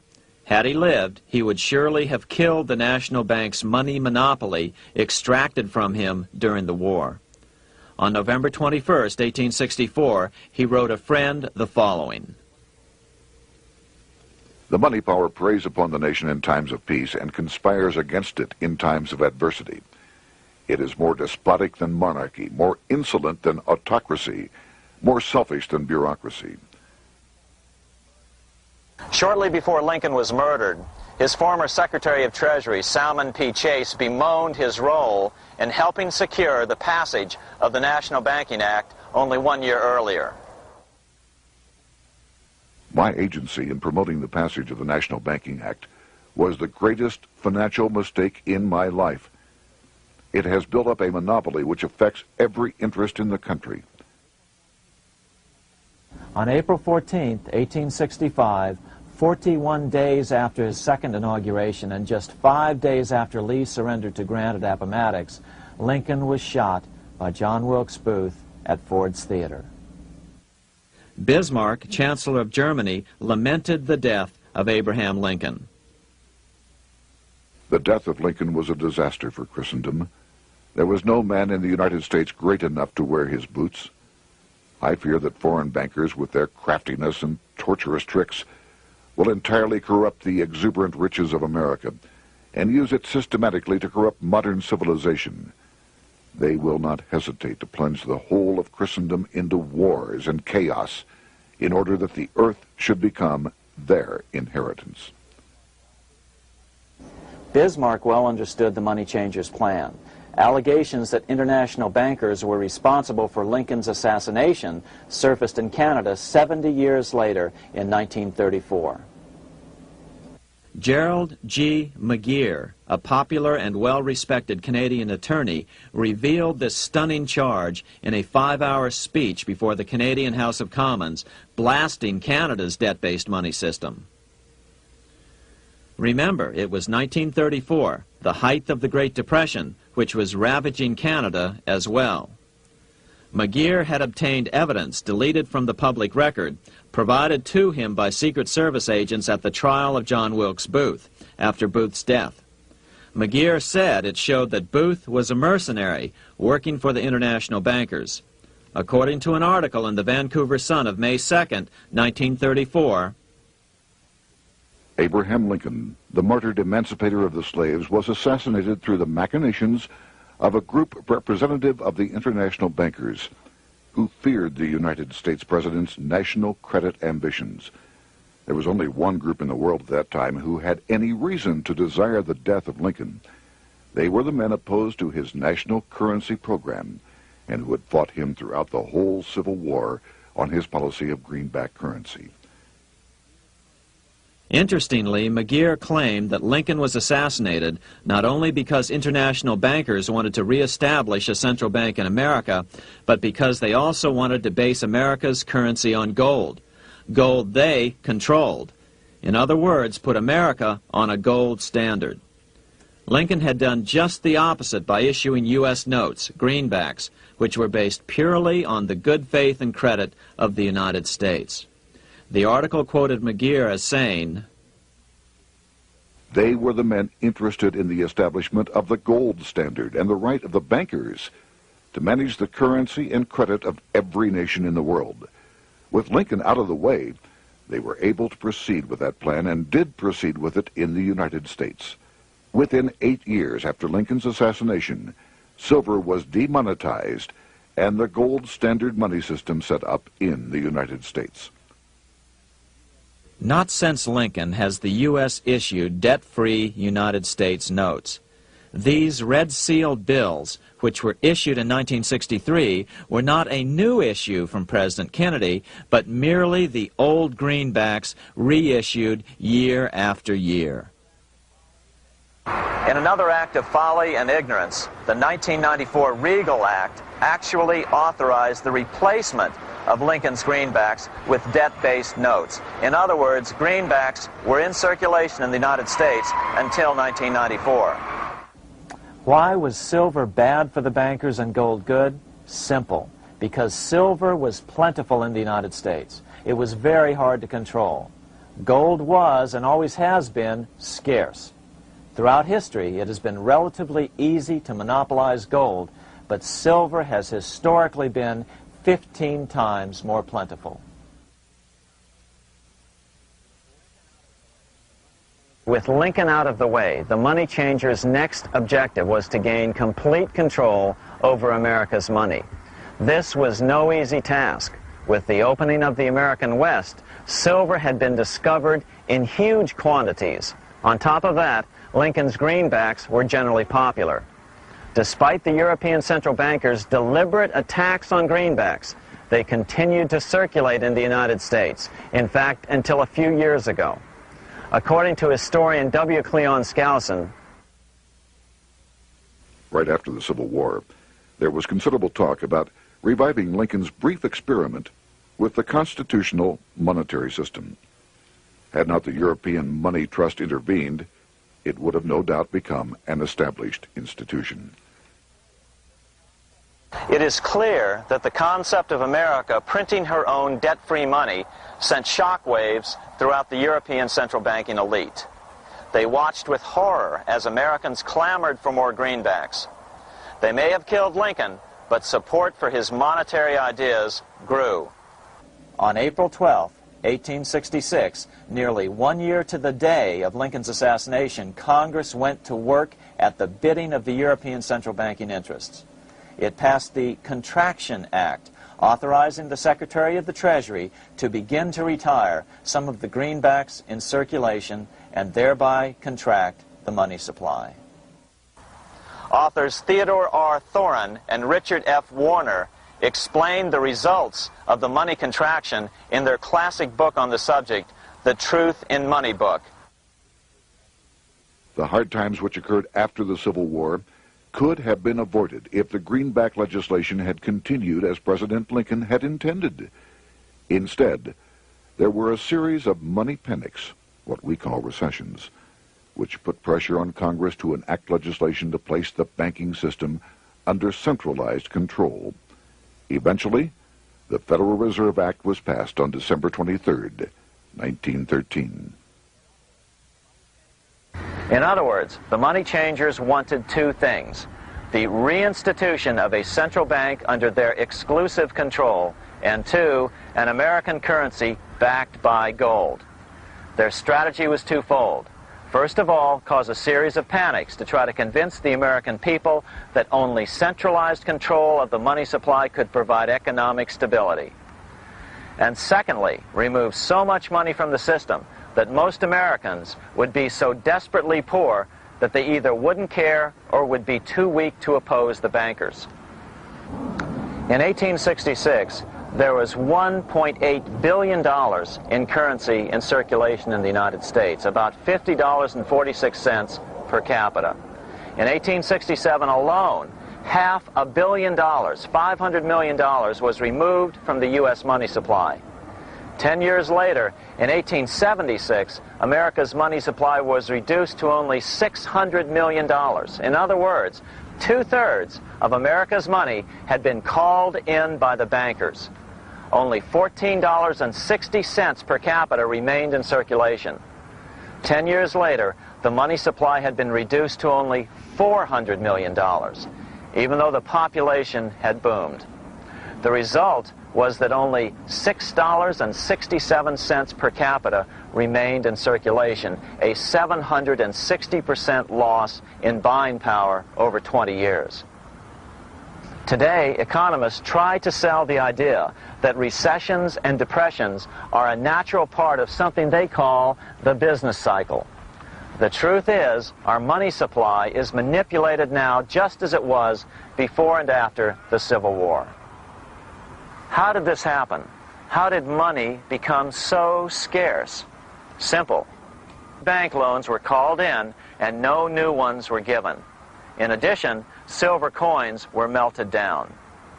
In 1872, a man named Ernest Sed was given 100,000 pounds, about $500,000, by the Bank of England and sent to America to bribe necessary congressmen to get silver demonetized. He was told that if that was not sufficient, to draw an additional 100,000 pounds or as much more as was necessary. The next year, Congress passed the Coinage Act of 1873, and the minting of silver dollars abruptly stopped. In fact, Representative Samuel Hooper, who introduced the bill in the House, acknowledged that Mr. Sed actually drafted the legislation. But it gets even worse than that. In 1874, Sed himself admitted who was behind the scheme. I went to America in the winter of 1872-73, authorized to secure, if I could, the passage of a bill demonetizing silver. It was in the interest of those I represented, the governors of the Bank of England, to have it done. By 1873, gold coins were the only form of coin money. But the contest over control of America's money was not yet over. Only 3 years later, in 1876, with 1/3 of America's workforce unemployed, the population was growing restless. People were clamoring for a return to the greenback money system of President Lincoln, or a return to silver money, anything that would make money more plentiful. That year, Congress created the United States Silver Commission to study the problem. Their report clearly blamed the monetary contraction on the national bankers.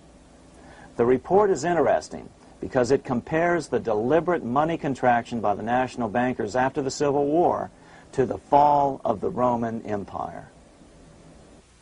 The disaster of the Dark Ages was caused by decreasing money and falling prices. Without money, civilization could not have had a beginning, and with a diminishing supply, it must languish, and unless relieved, finally perish. At the Christian era, the metallic money of the Roman Empire amounted to $1,800,000,000. By the end of the 15th century, it had shrunk to less than $200 million. History records no other such disastrous transition as that from the Roman Empire to the Dark Ages.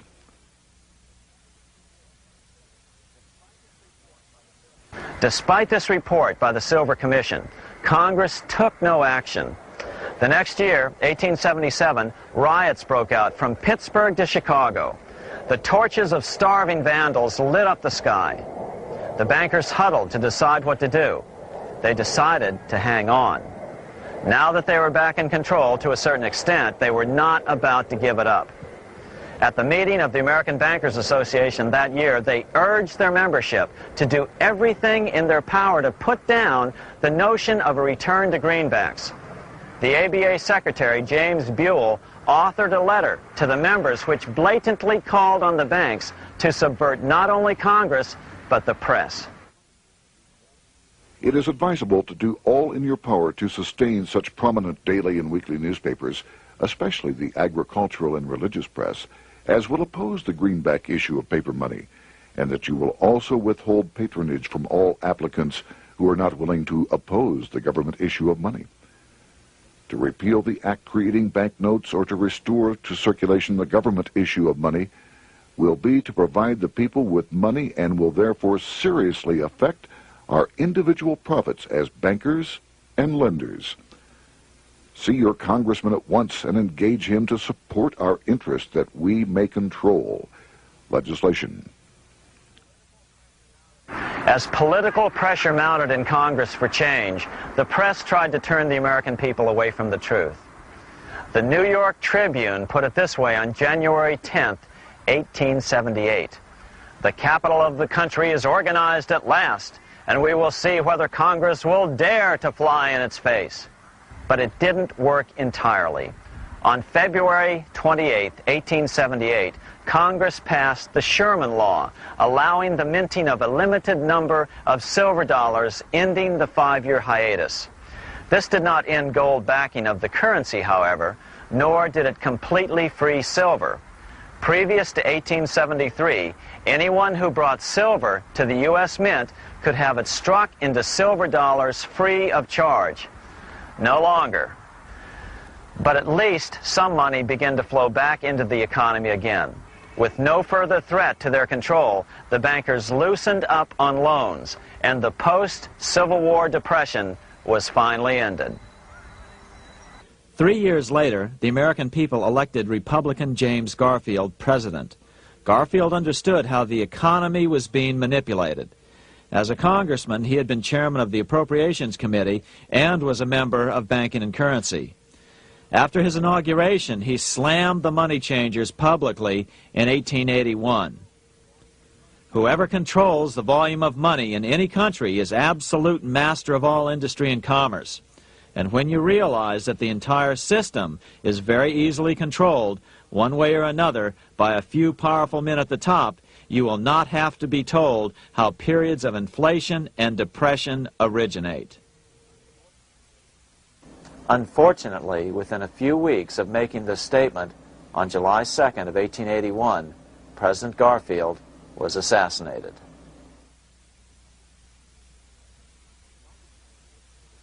The money changers were gathering strength fast. They began a periodic fleecing of the flock, as they called it, by creating economic booms followed by further depressions so they could buy up thousands of homes and farms for pennies on the dollar.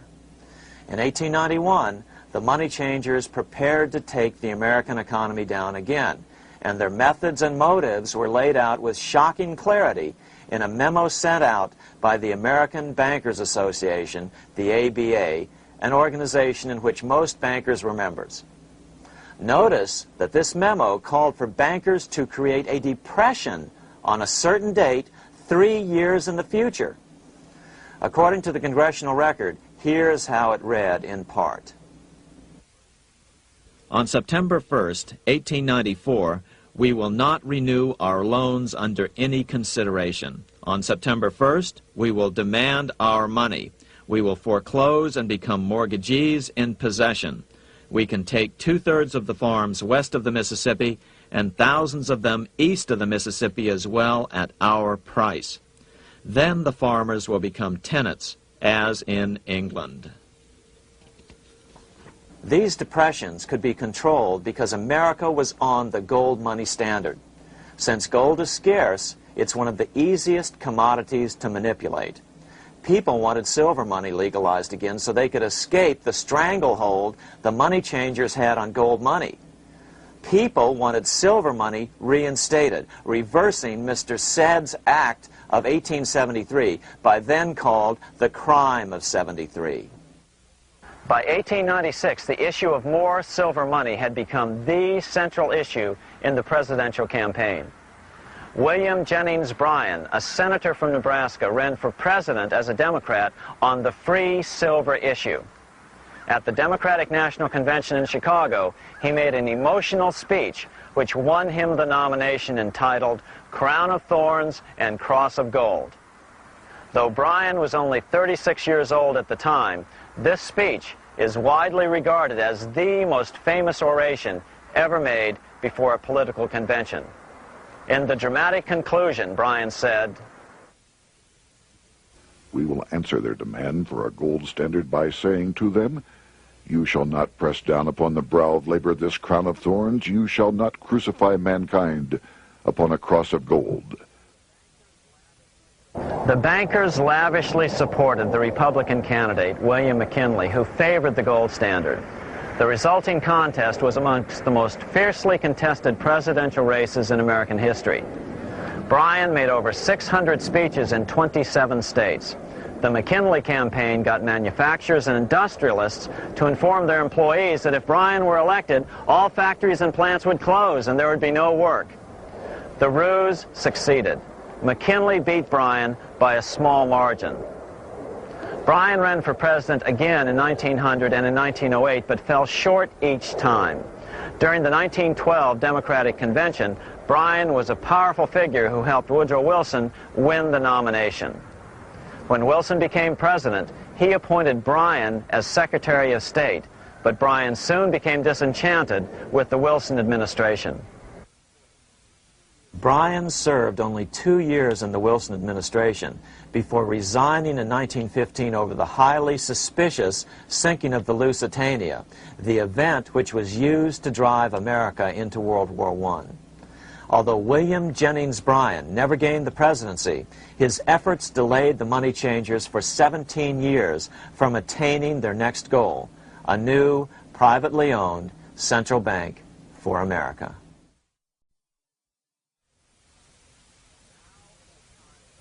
Now it was time for the money changers to get back to the business of a new private central bank for America. During the early 1900s, men like J.P. Morgan led the charge. One final panic would be necessary to focus the nation's attention on the supposed need for a central bank. The rationale was that only a central bank can prevent bank failures. Morgan was clearly the most powerful banker in America and a suspected agent for the Rothschilds. Morgan had helped finance John D. Rockefeller's Standard Oil empire. He had also helped finance the monopolies of Edward Harriman in railroads, of Andrew Carnegie in steel, and of others in numerous industries. But on top of that, J.P. Morgan's father, Junius Morgan, had been America's financial agent to the British. After his father's death, J.P. Morgan took on a British partner, Edward Grenfell, a longtime director of the Bank of England. In fact, upon Morgan's death, his estate contained only a few $1,000,000. The bulk of the securities most people thought he owned were, in fact, owned by others. In 1902, President Theodore Roosevelt allegedly went after Morgan and his friends by using the Sherman Antitrust Act to try to break up their industrial monopolies. Actually, Roosevelt did very little to interfere in the growing monopolization of American industry by the bankers and their surrogates. For example, Roosevelt supposedly broke up the Standard Oil monopoly, But it wasn't really broken at all. It was merely divided into 7 corporations, all still controlled by the Rockefellers. The public was aware of this thanks to political cartoonists like Thomas Nast, who referred to the bankers as the money trust. By 1907, the year after Teddy Roosevelt's re-election, Morgan decided it was time to try for a central bank again. Using their combined financial muscle, Morgan and his friends were secretly able to crash the stock market. Thousands of small banks were vastly overextended. Some had reserves of less than 1% thanks to the fractional reserve principle. Within days, bank runs were commonplace across the nation. Now Morgan stepped into the public arena and offered to prop up the faltering American economy by supporting failing banks with money he manufactured out of nothing. It was an outrageous proposal, far worse than even fractional reserve banking, but Congress let him do it. Morgan manufactured $200 million worth of this completely reserveless private money and bought things with it, paid for services with it, and sent some of it to his branch banks to lend out at interest. His plan worked. Soon, the public regained confidence in money in general and quit hoarding their currency. But as a result, banking power was further consolidated into the hands of a few large banks. By 1908, the panic was over, and Morgan was hailed as a hero by the president of Princeton University, a man by the name of Woodrow Wilson. All this trouble could be averted if we appointed a committee of 6 or 7 public-spirited men like J.P. Morgan to handle the affairs of our country. Economics textbooks would later explain that the creation of the Federal Reserve System was the direct result of the panic of 1907. Quote, "With its alarming epidemic of bank failures, the country was fed up once and for all with the anarchy of unstable private banking," close quote. But Minnesota Congressman Charles A. Lindbergh Sr., the father of the famous aviator Lucky Lindy, later explained that the panic of 1907 was really just a scam. Those not favorable to the money trust could be squeezed out of business, and the people frightened into demanding changes in the banking and currency laws which the money trust would frame. So, since the passage of the National Bank Act of 1863, the money changers had been able to create a series of booms and busts. The purpose was not only to fleece the American public of their property, but to later claim that the banking system was basically so unstable that it had to be consolidated into a central bank once again.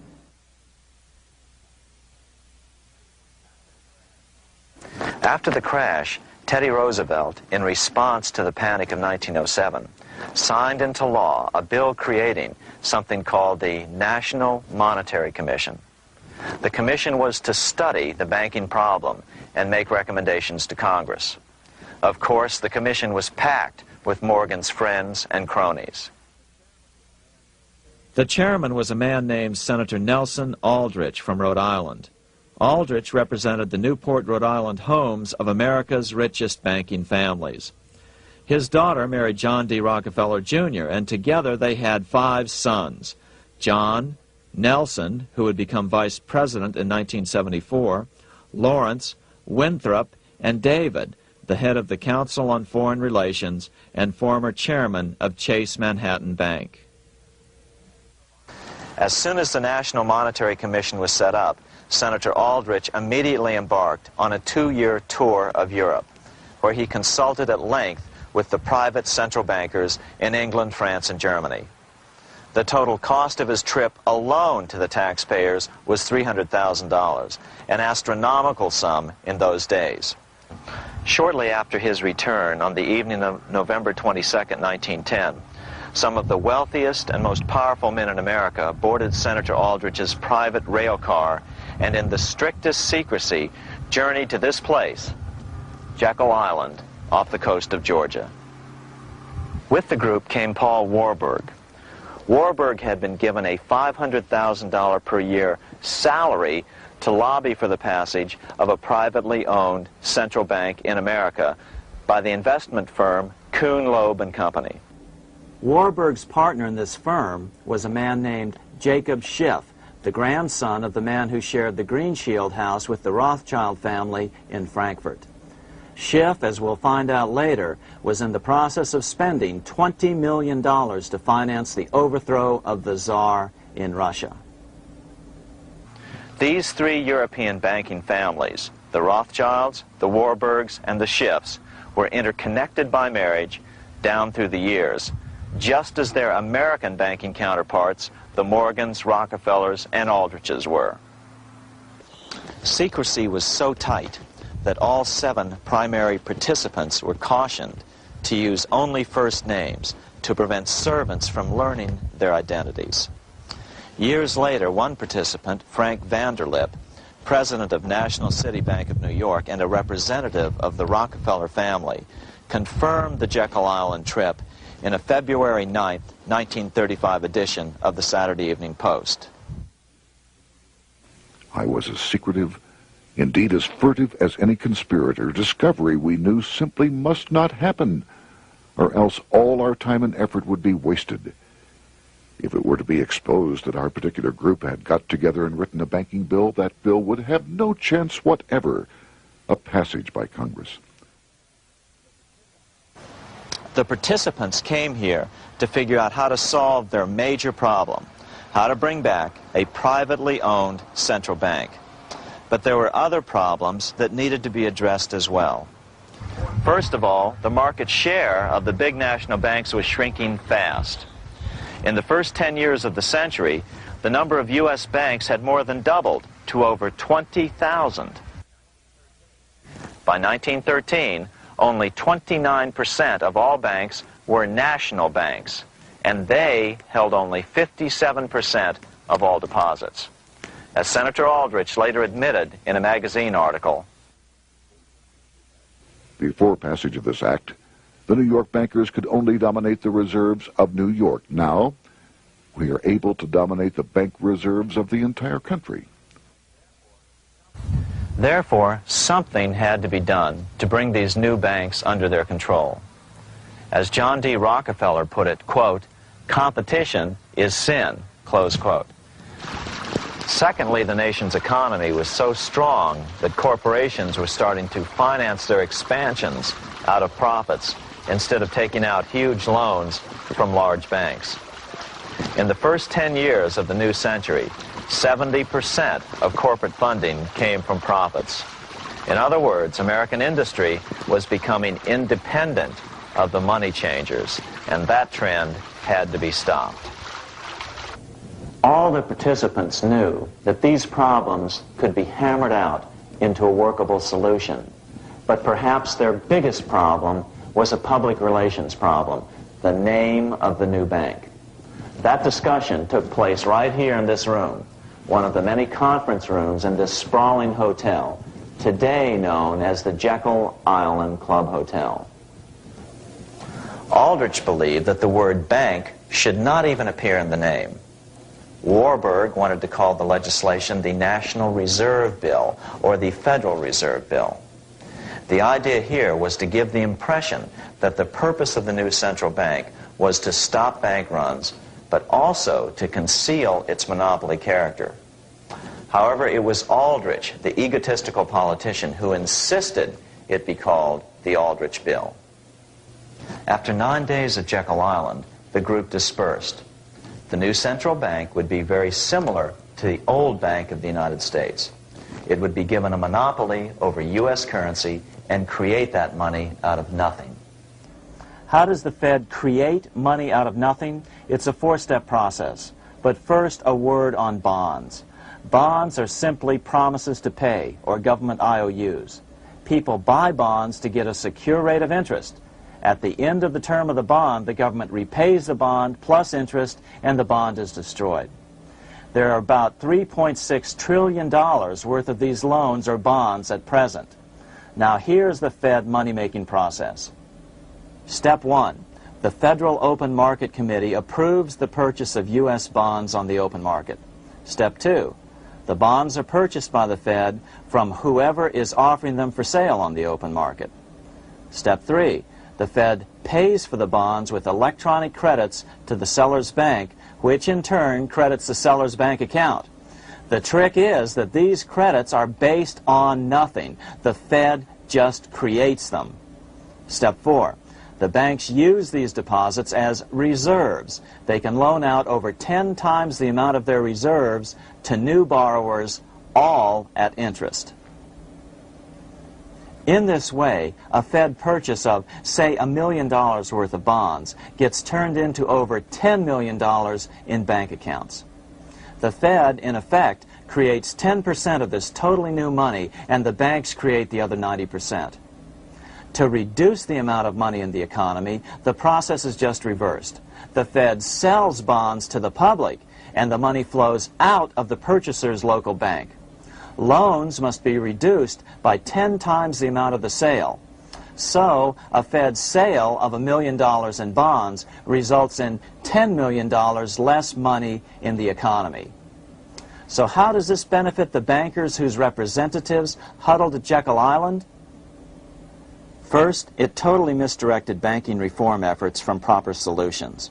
Second, it prevented a proper debt-free system of government finance, like Lincoln's greenbacks, from making a comeback. The bond-based system of government finance forced on Lincoln after he created greenbacks was now cast in stone. Third, it delegated to the bankers the right to create 90% of our money supply based on only fractional reserves, which they then loan out at interest. Fourth, it centralized overall control of our nation's money supply in the hands of a few men. Fifth, it established a central bank with a high degree of independence from effective political control. Soon after its creation, the Fed's great contraction in the early 1930s would cause the Great Depression. This independence has been enhanced since then through additional laws. In order to fool the public into thinking the government retained control, the plan called for the Fed to be run by a board of governors appointed by the President and approved by the Senate. But all the bankers had to do was to be sure their men got appointed to the board of governors. That wasn't hard. Bankers have money, and money buys influence over politicians. Once the participants left Jekyll Island, the public relations blitz was on. The big New York banks put together an educational fund of $5 million to finance professors at respected universities to endorse the new bank. Woodrow Wilson at Princeton was one of the first to jump on the bandwagon. But the bankers' subterfuge didn't work. The Aldrich Bill was quickly identified as the bankers' bill, a bill to benefit only what became known as the money trust. As Congressman Lindbergh put it during the congressional debate, the Aldrich Plan is the Wall Street Plan. It means another panic, if necessary, to intimidate the people. Aldrich, paid by the government to represent the people, proposes a plan for the trusts instead. Seeing they didn't have the votes to win in Congress, the Republican leadership never brought the Aldrich bill to a vote. The bankers quietly decided to move to track 2, the Democratic alternative. They began financing Woodrow Wilson as the Democratic nominee. As respected historian James Perloff put it, Wall Street financier Bernard Baruch was put in charge of Wilson's education. Baruch brought Wilson to the Democratic Party headquarters in New York in 1912, leading him like one would a poodle on a string. Wilson received an indoctrination course from the leaders convened there. So now the stage was set. The money changers were poised to install their privately owned central bank once again. The damage President Andrew Jackson had done 76 years earlier had been only partly repaired with the passage of the National Bank Act during the Civil War. Since then, the battle had raged on across the decades. The Jacksonians became the greenbackers, who became the hardcore supporters of William Jennings Bryan. With Bryan leading the charge, these opponents of the money changers, ignorant of Baruch's tutelage, now threw themselves behind Democrat Woodrow Wilson. They and Bryan would soon be betrayed.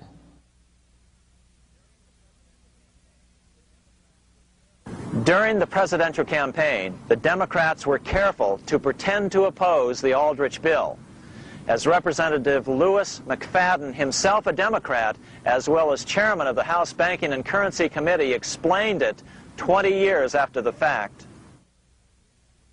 The Aldrich bill was condemned in the platform. When Woodrow Wilson was nominated, the man who ruled the Democratic Party promised the people that if they were returned to power, there would be no central bank established here while they held the reins of government.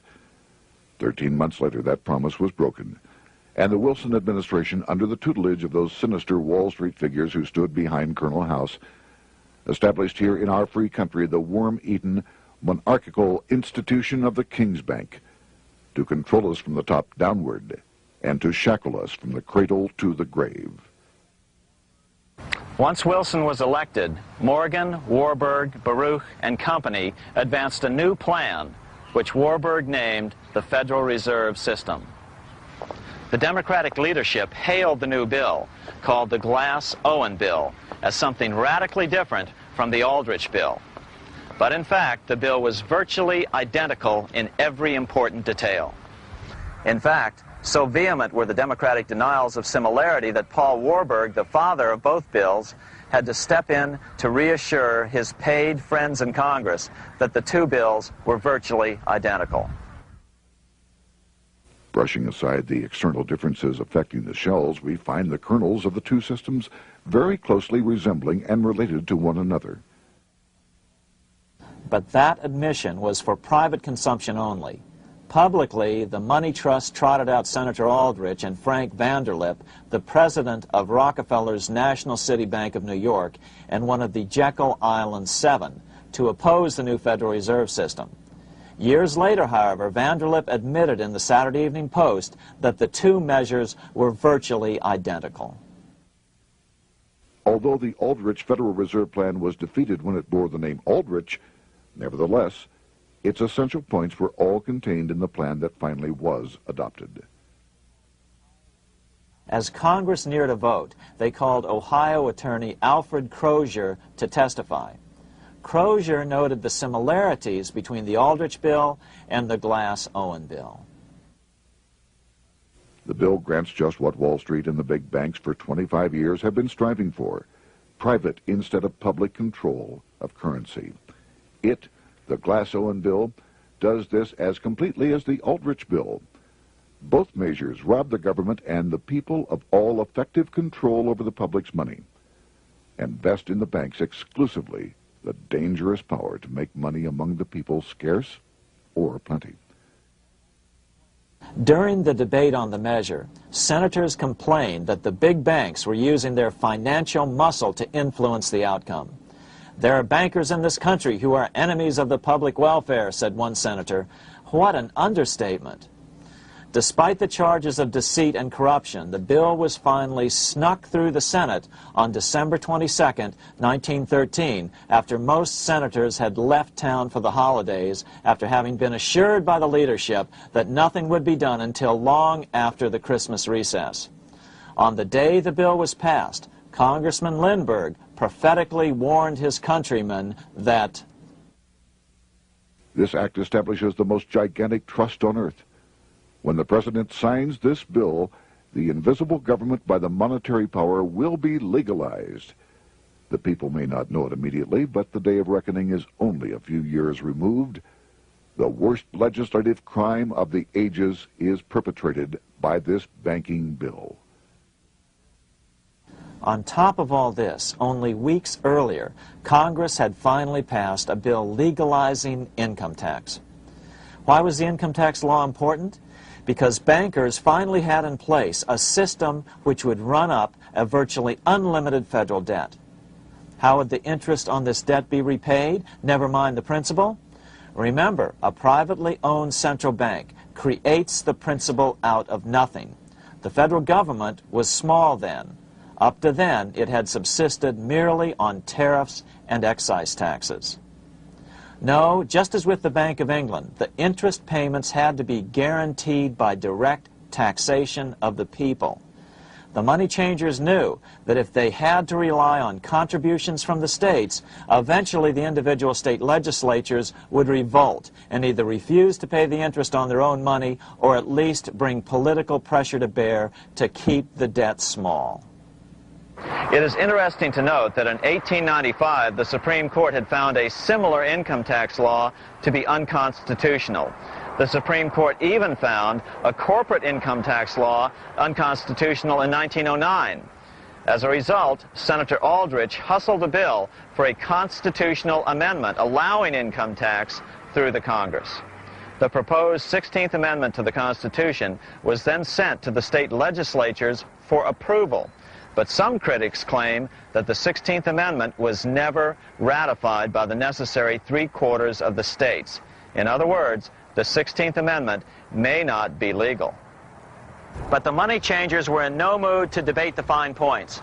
By October of 1913, Senator Aldrich had hustled the income tax bill through Congress.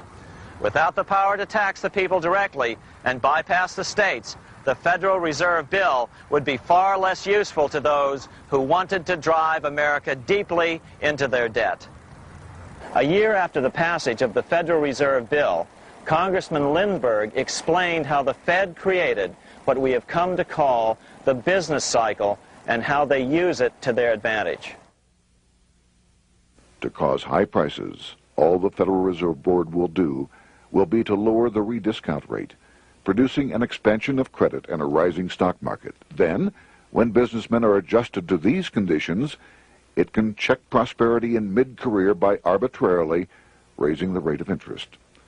It can cause the pendulum of a rising and falling market to swing gently back and forth by slight changes in the discount rate, or cause violent fluctuations by a greater rate variation.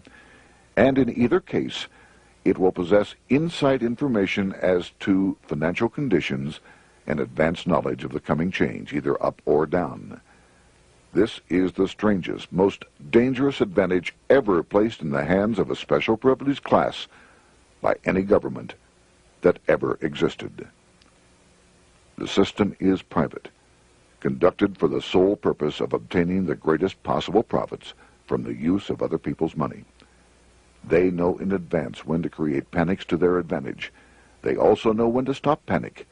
Inflation and deflation work equally well for them when they control finance. Congressman Lindbergh was correct on all points.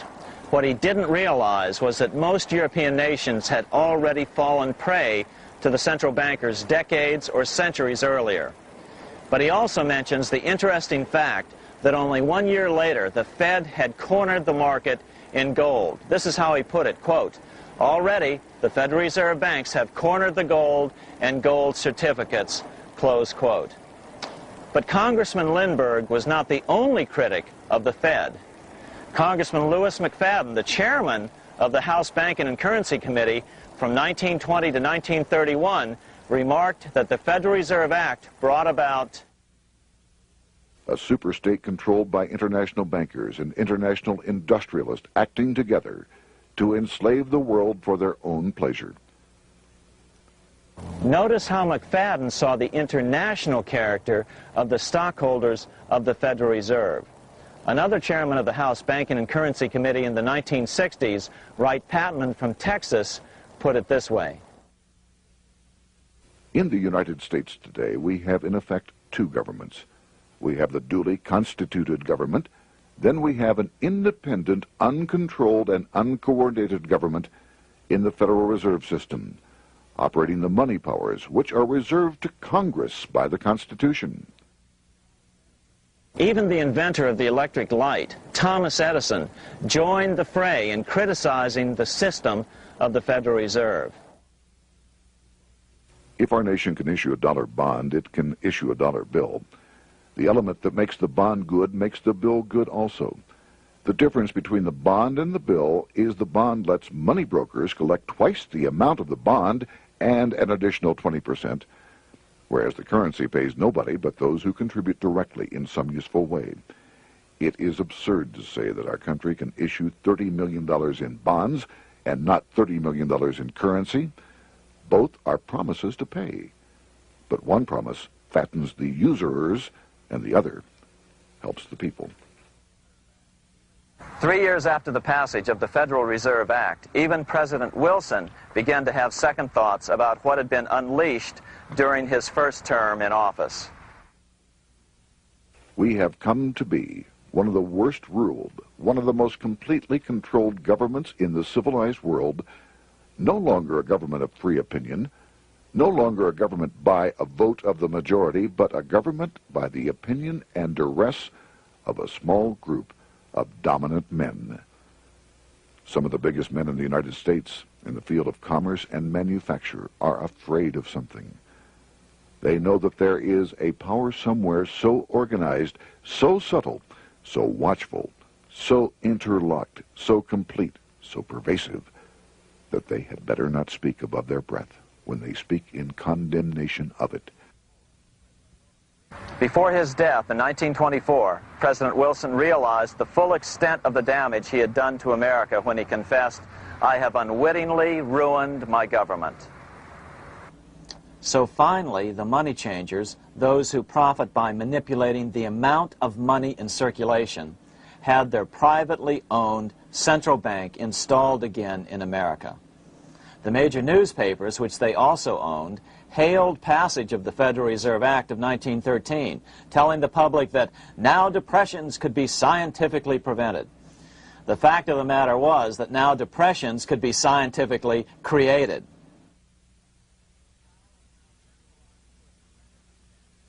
Power was now centralized to a tremendous extent. Now it was time for a war, a really big war. In fact, the First World War. Of course, to the central bankers, the political issues of war don't matter nearly as much as the profit potential, and nothing creates debts like warfare. England was the best example at that time.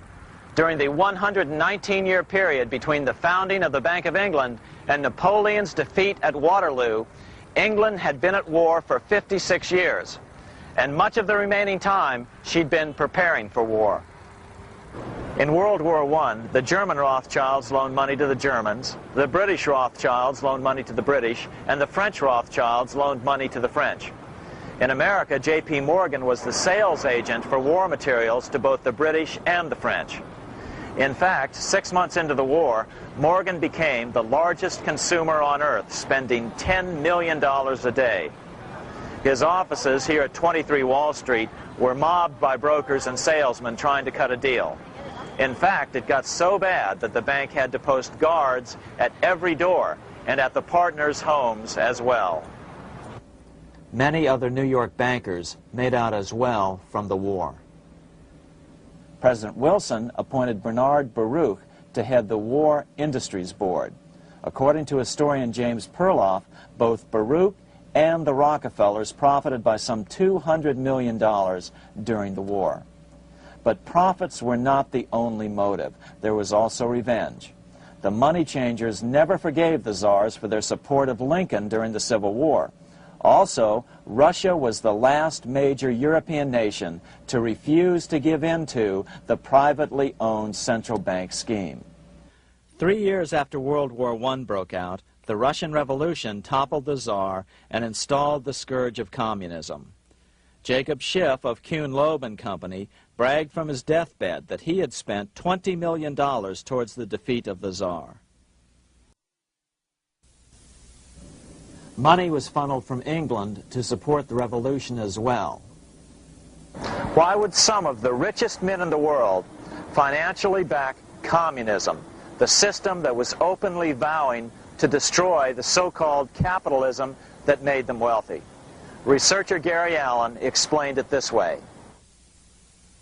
If one understands that socialism is not a share the wealth program, but is in reality a method to consolidate and control the wealth, then the seeming paradox of super-rich men promoting socialism becomes no paradox at all. Instead, it becomes logical, even the perfect tool of power-seeking megalomaniacs. Communism, or more accurately socialism, is not a movement of the downtrodden masses, but of the economic elite.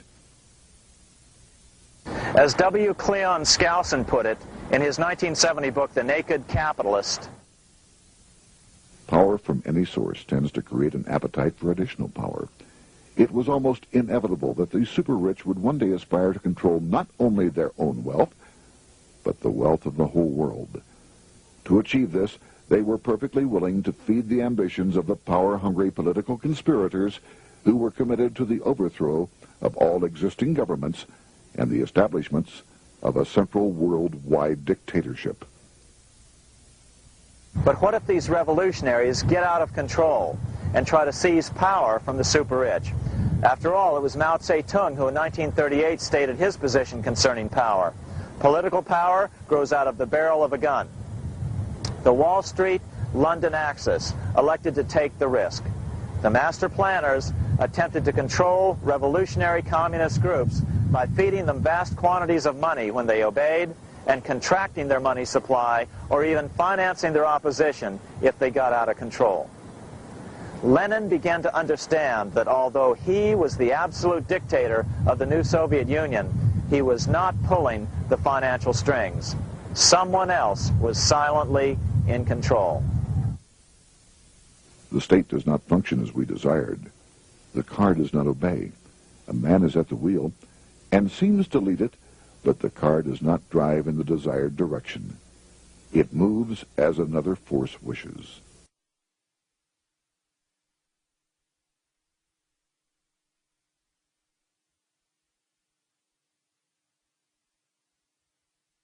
Who is behind it? Representative Louis T. McFadden, the chairman of the House Banking and Currency Committee throughout the 1920s and into the Great Depression years of the 1930s, explained it this way.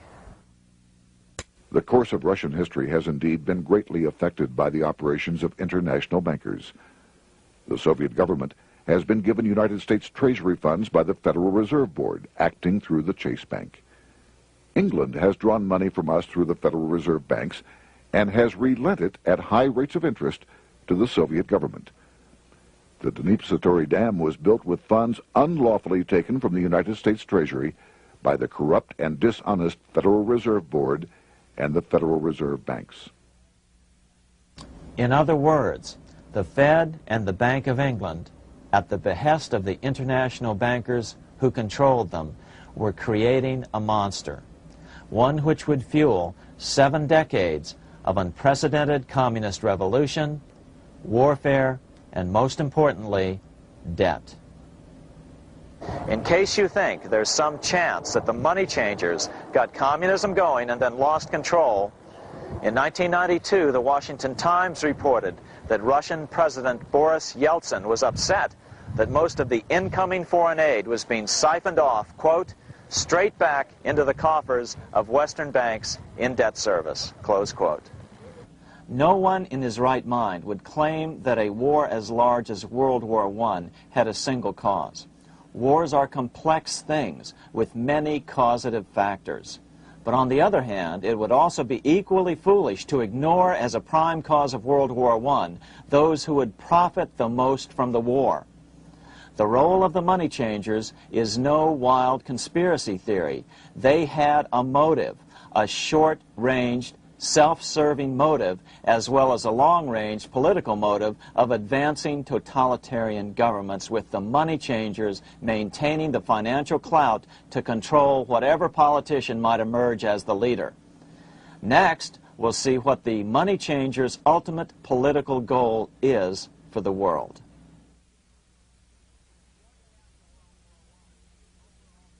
Shortly after World War I, the overall political agenda of the money changers began to be clear. Now that they controlled national economies individually, the next step was the ultimate form of consolidation, world government. The new world government proposal was given top priority at the Paris Peace Conference after World War I. It was called the League of Nations. But much to the surprise of Paul Warburg and Bernard Baruch, who attended the peace conference with President Wilson, the world was not yet ready to dissolve national boundaries. Nationalism still beats strong in the human breast. For example, Lord Curzon, the British Foreign Secretary, called the League of Nations a good joke, even though it was the stated policy of the British government to support it. To the humiliation of President Wilson, the U.S. Congress wouldn't ratify the League either, despite the fact that it had been ratified by many other nations.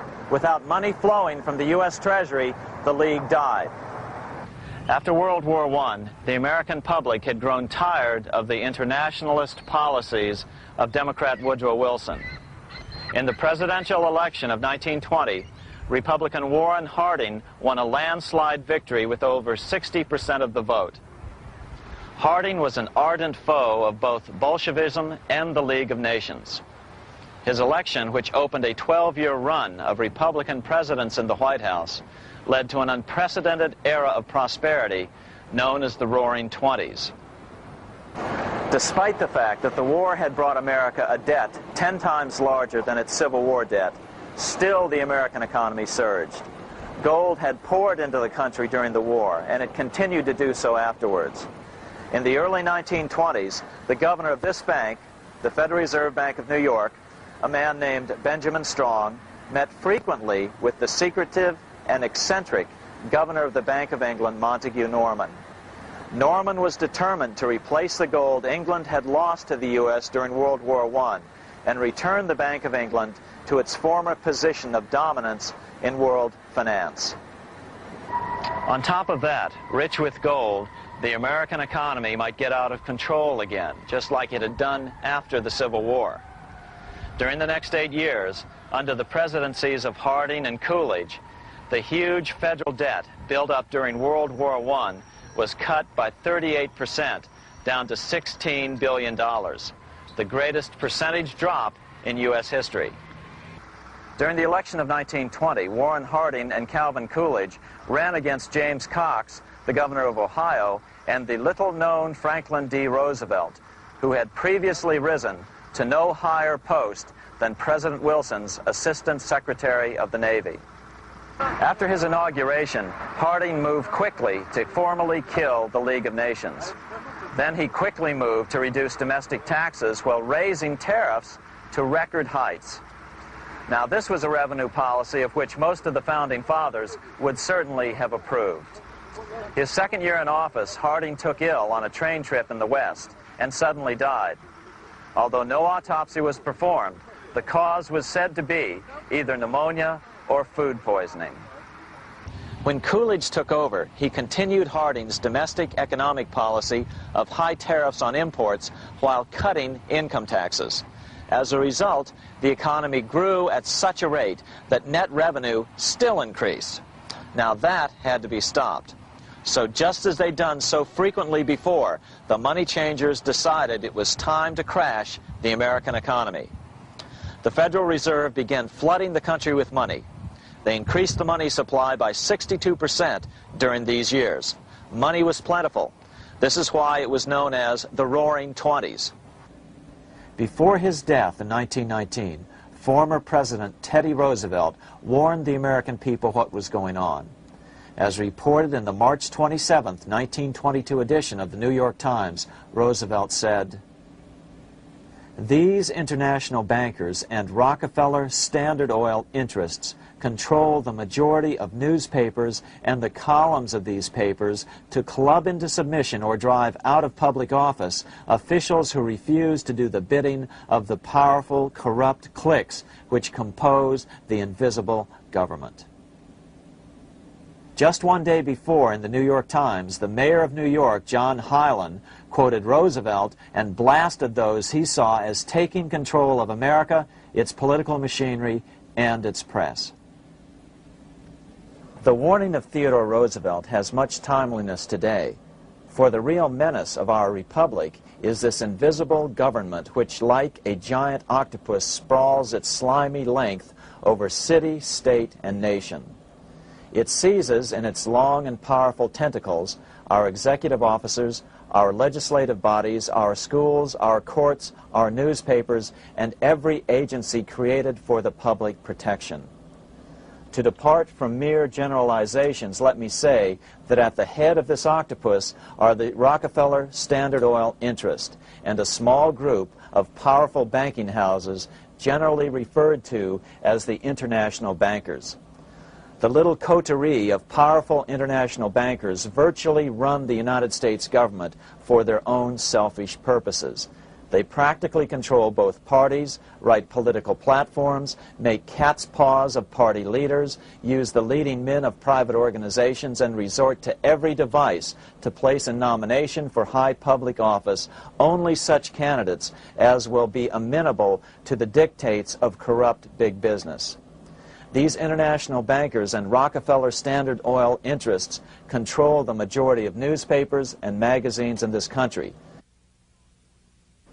Why didn't people listen to such strong warnings and demand that Congress reverse its 1913 passage of the Federal Reserve Act?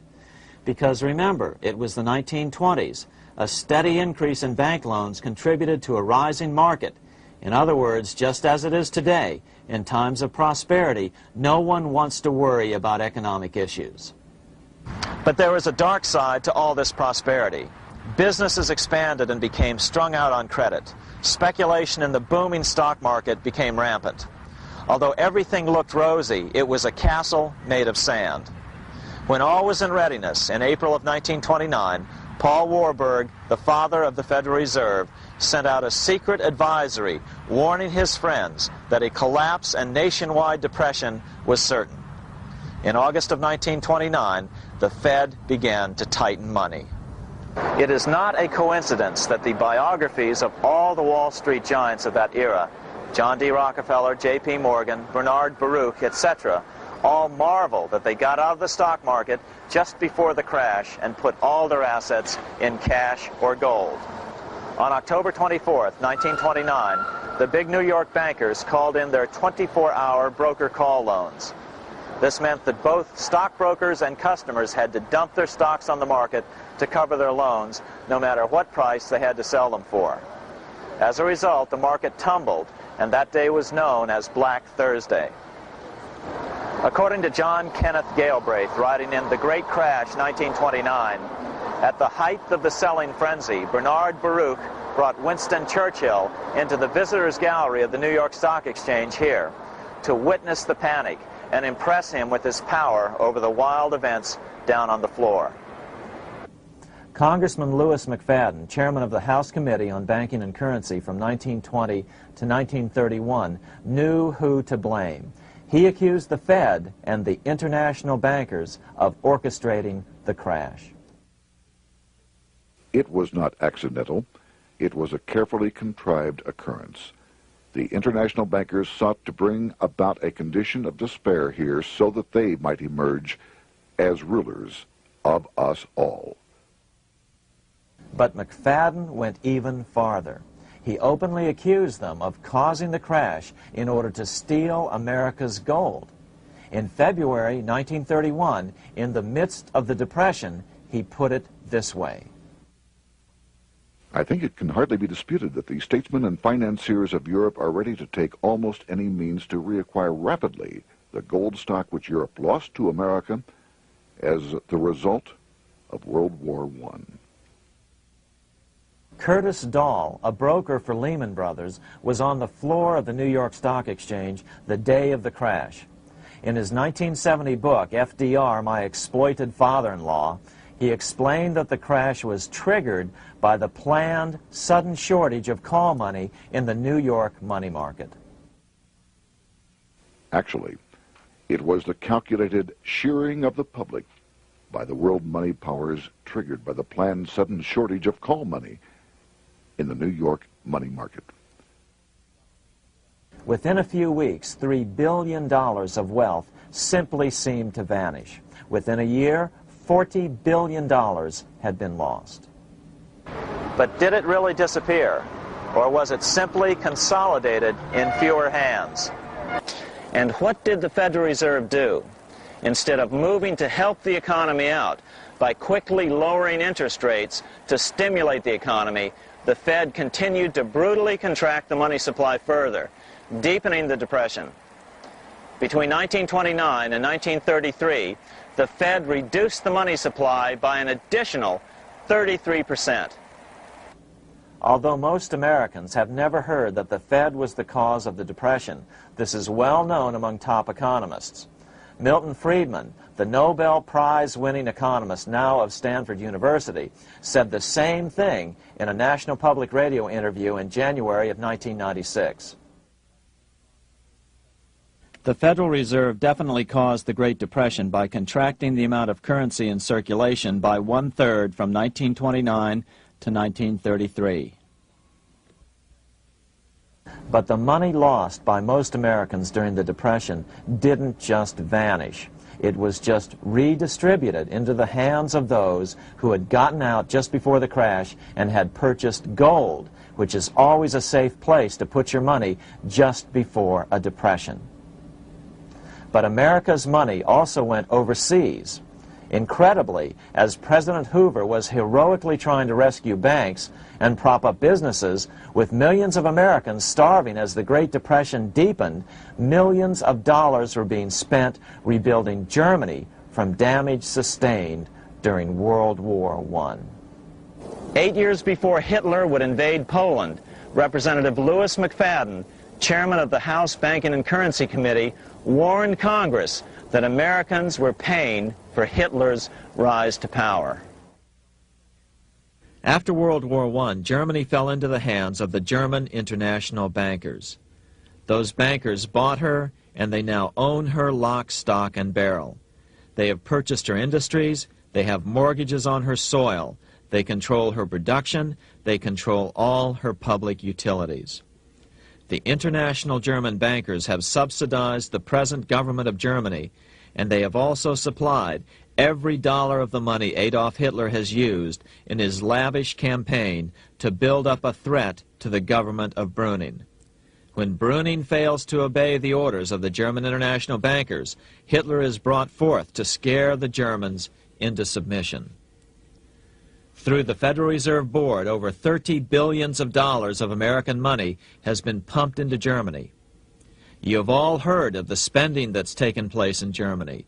Modernistic dwellings, her great planetariums, her gymnasiums, her swimming pools, her fine public highways, her perfect factories. All this was done on our money. All this was given to Germany through the Federal Reserve Board. The Federal Reserve Board has pumped so many billions of dollars into Germany that they dare not name the total. Franklin D. Roosevelt was swept into office during the 1932 presidential election. Once Roosevelt was in office, however, sweeping emergency banking measures were immediately announced, which did nothing but increase the Fed's power over the money supply. Then, and only then, did the Fed finally begin to loosen the purse strings and feed new money out to the starving American people. At first, Roosevelt railed against the money changers as being the cause of the Depression. Believe it or not, this is what he said on March 4th, 1933, in his inaugural address.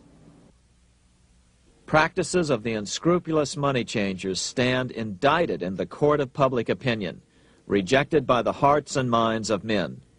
The money changers have fled from their high seats in the temple of our civilization.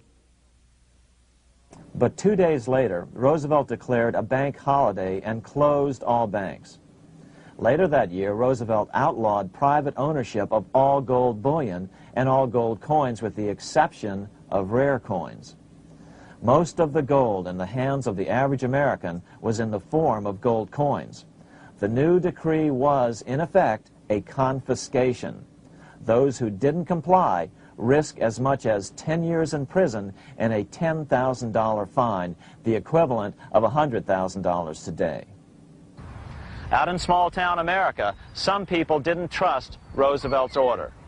Many were torn between keeping their hard-earned wealth or obeying the government. Those who did turn in their gold were paid the official price for it, $20.66 per ounce.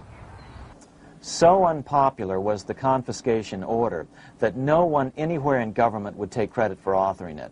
No congressman claimed it. At the signing ceremony, President Roosevelt made it clear to all present that he was not the author of it and publicly stated that he had not ever read it. Even his Secretary of the Treasury said he'd never read it either, saying it was, quote, what the experts wanted.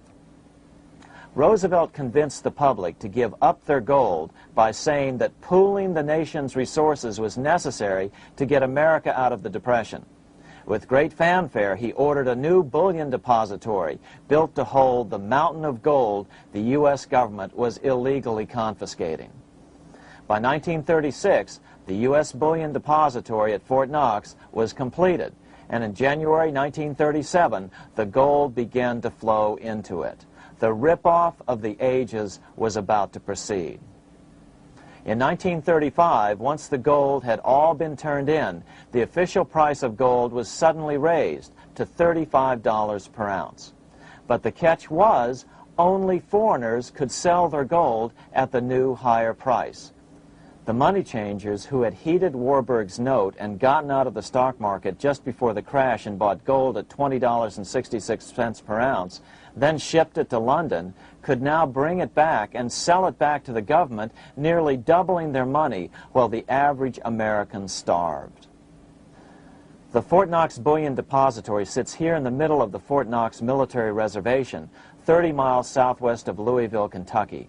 This was as close as we were permitted to get to the depository despite years of letters from members of Congress to allow our film crew inside. The 4-acre grounds immediately surrounding the building are guarded by an electrified steel fence, an open moat, and 4 machine-gun-armed guard pillboxes at the structure's corners. When the gold began arriving on January 13, 1937, there was unprecedented security. Thousands of official guests watched the arrival of a 9-car train from Philadelphia, guarded by armed soldiers, postal inspectors, Secret Servicemen, and guards from the U.S. Mint. It was all great theater. America's gold supply from across the land had been pooled, supposedly for the public benefit, and then safely tucked into Fort Knox. But all that security would soon be breached by the government itself. Now the stage was set for a really big war, one which would pile up debt far beyond that of World War I. For example, in 1944 alone, the U.S. national income was only $183 billion, yet $103 billion was spent on the war. This was 30 times the spending rate during World War I. In fact, the American taxpayer picked up 55% of the total Allied cost of the war. But equally important, virtually every nation involved in World War II greatly multiplied their debt. In the U.S., for example, federal debt went from $43 billion in 1940 up to $257 billion in 1950, an increase of 598%. Between 1940 and 1950, Japanese debt swelled 1,348%. French debt grew 583%, and Canadian debt soared 417%. After the war, the world was now divided into 2 economic camps: communist command economies on the one hand versus monopoly capitalists on the other, set to fight it out in one perpetual and highly profitable arms race. It was finally time for the central bankers to embark in earnest on their 3-step plan to centralize the economic systems of the entire world and finally bring about their global government or New World Order. The phases of this plan were: Step 1, central bank domination of national economies worldwide. Step 2, centralize regional economies through organizations such as the European Monetary Union and regional trade unions such as NAFTA. Step 3, centralize the world economy through a world central bank, a world money, and ending national independence through abolition of all tariffs by treaties like GATT. Step 1 was completed long ago. Steps 2 and 3 are far advanced, nearing completion. What about gold? Among central banks, the largest holder of gold is now the IMF. It and central banks now control 2/3 of the world's gold supply, giving them the ability to manipulate the gold market.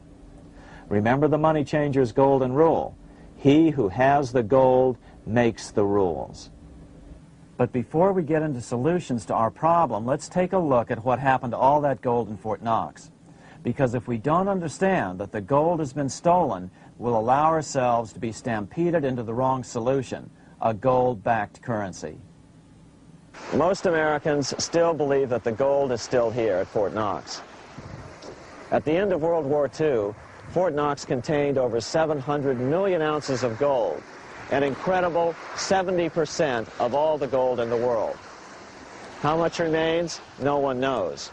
Despite the fact that federal law requires an annual physical audit of Fort Knox gold, the Treasury has consistently refused to conduct one.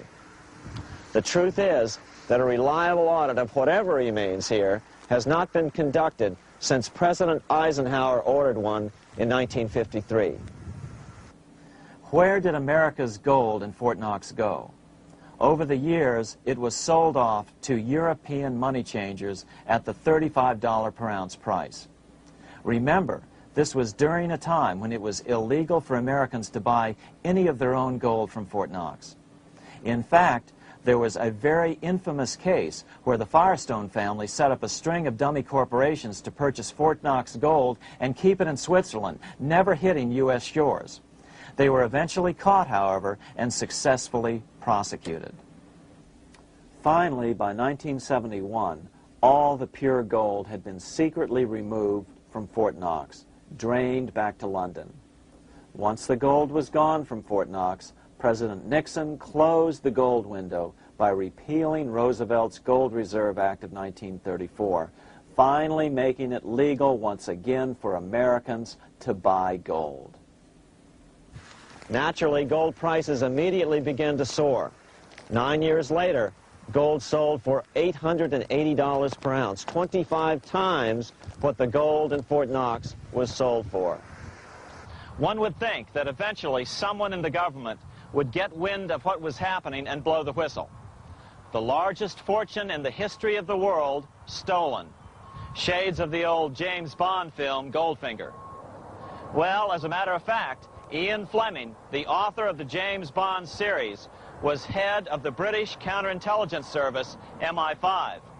Some believe in the intelligence community that he wrote much of his fiction as a warning, as many authors of fiction do. If the removal of all the good delivery gold from Fort Knox can be viewed as a deliberate raid on the U.S. Treasury, then such an operation might well have been years in the making, namely 40 years. Certainly enough time for Fleming to get wind of it and try to prevent it. So just how did the story of the Fort Knox gold robbery get out? It all started with an article in a New York periodical in 1974. The article charged that the Rockefeller family was manipulating the Federal Reserve to sell off Fort Knox gold at bargain basement prices to anonymous European speculators.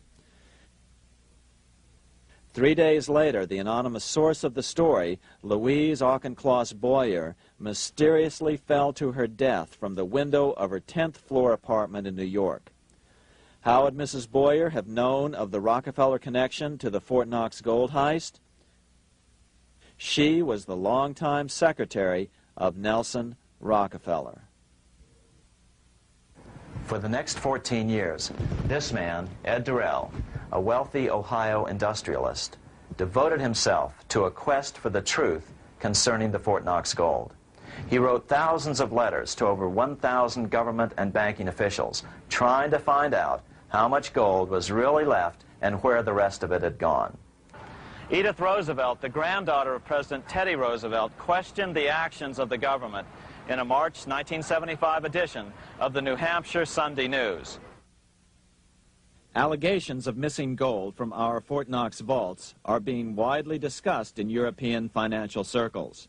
But what is puzzling is that the administration is not hastening to demonstrate conclusively that there is no cause for concern over our gold treasure, if indeed it is in a position to do so.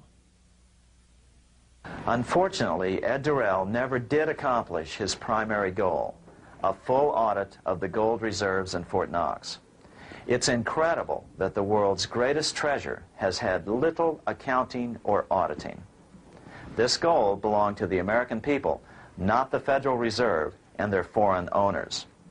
One thing is certain, the government could blow all of this speculation away in a few days with a well-publicized audit under the searing lights of media cameras. It has chosen not to do so. One must conclude that they are afraid of the truth such an audit would reveal. What is the government so afraid of? Here's the answer. When President Ronald Reagan took office in 1981, his conservative friends urged him to study the feasibility of returning to a gold standard as the only way to curb government spending. It sounded like a reasonable alternative, so President Reagan appointed a group of men called the Gold Commission to study the situation and report back to Congress. What Reagan's Gold Commission reported back to Congress in 1982 was the following shocking revelation concerning gold. The U.S. Treasury owned no gold at all. All the gold that was left in Fort Knox was now owned by the Federal Reserve, a group of private bankers, as collateral against the national debt. The truth of the matter is that never before has so much money been stolen from the hands of the general public and put into the hands of a small group of private investors, the money changers.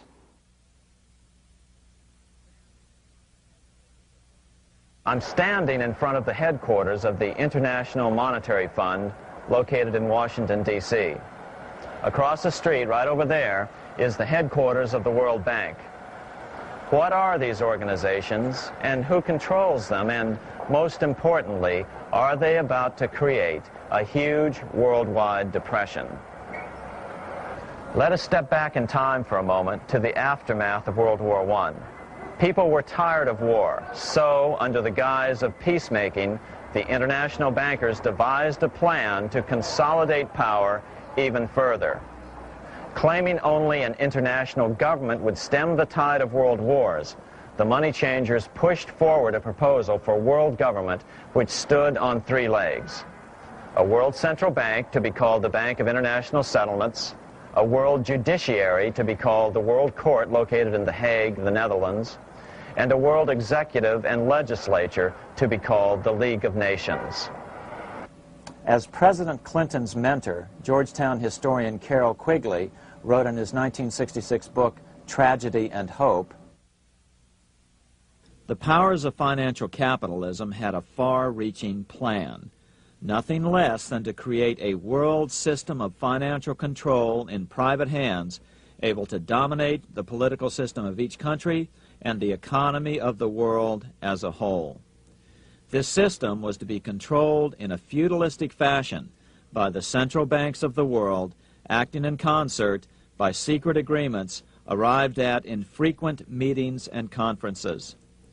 The apex of the system was to be the Bank for International Settlements in Bâle, Switzerland, a private bank owned and controlled by the world central banks, which were themselves private corporations. Each central bank sought to dominate its government by its ability to control treasury loans, to manipulate foreign exchanges, to influence the level of economic activity in the country, and to influence cooperative politicians by subsequent economic rewards in the business world. Despite intense pressure from the international bankers and the press, a handful of U.S. senators, led by Senator Henry Cabot Lodge, kept the U.S. out of these schemes. Without U.S. participation, the League was doomed. Incredibly, even though the U.S. rejected the World Central Bank, the BIS, the New York Federal Reserve ignored its government and arrogantly sent representatives to Switzerland to participate in the central bankers' meeting right up until 1994, when the U.S. was finally officially dragged into it. Their world government schemes thwarted, the bankers resorted to the old formula, another war to wear down the resistance to world government while reaping handsome profits. To this end, Wall Street helped resurrect Germany through the Thyssen banks, which were affiliated with the Harriman interest in New York, just as the Chase Bank had assisted in the financing of the Bolshevik Revolution in Russia during World War I. Chase Bank was controlled by the Rockefeller family. Subsequently, it was merged with Warburg's Manhattan Bank to form the Chase Manhattan Bank. Now this has merged with Chemical Bank of New York, making it the largest Wall Street bank. Their strategy worked. Even before World War II was over, world government was back on track. In 1944, at Bretton Woods, New Hampshire, the International Monetary Fund and the World Bank were approved with full U.S. participation. The Second League of Nations, renamed the United Nations, was approved in 1945. Soon, a new international court system was functioning as well. All effective opposition to these international bodies before the war had evaporated in the heat of war, just as planned. These new organizations simply repeated on a world scale what the National Banking Act of 1864 and the Federal Reserve Act of 1913 had established in the U.S. They created a banking cartel composed of the world's central banks, which gradually assumed the power to dictate credit policies to the banks of all the nations. For example, just as the Federal Reserve Act authorized the creation of a new national fiat currency called Federal Reserve Notes, the IMF has been given the authority to issue a world fiat money called Special Drawing Rights, or SDRs. To date, the IMF has created in excess of $30 billion worth of SDRs. Member nations are being pressured to make their currencies fully exchangeable for SDRs.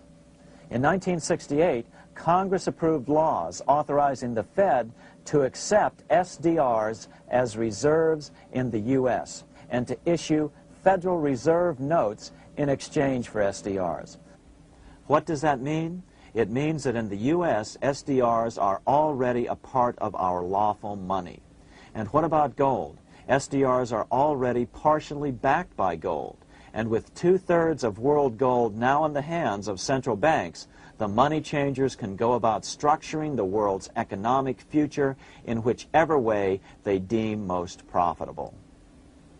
Keep in mind, just as the Fed is controlled by its Board of Governors, the IMF is controlled by its Board of Governors, which are either the heads of the different central banks or the heads of the various national treasury departments dominated by their central banks. Voting power in the IMF gives the U.S. and the UK, that is to say the Fed and the Bank of England, effective control. Just as the Fed controls the amount of money in the U.S., the BIS, IMF, and World Bank control the money supply for the world. So we see the repetition of the old goldsmith's fraud replicated on the national scale with central banks like the Fed and on the international scale by the three arms of the world central bank. Is this organization of the BIS, the IMF, and the World Bank, which we refer to collectively as the World Central Bank, presently expanding and contracting world credit? Yes.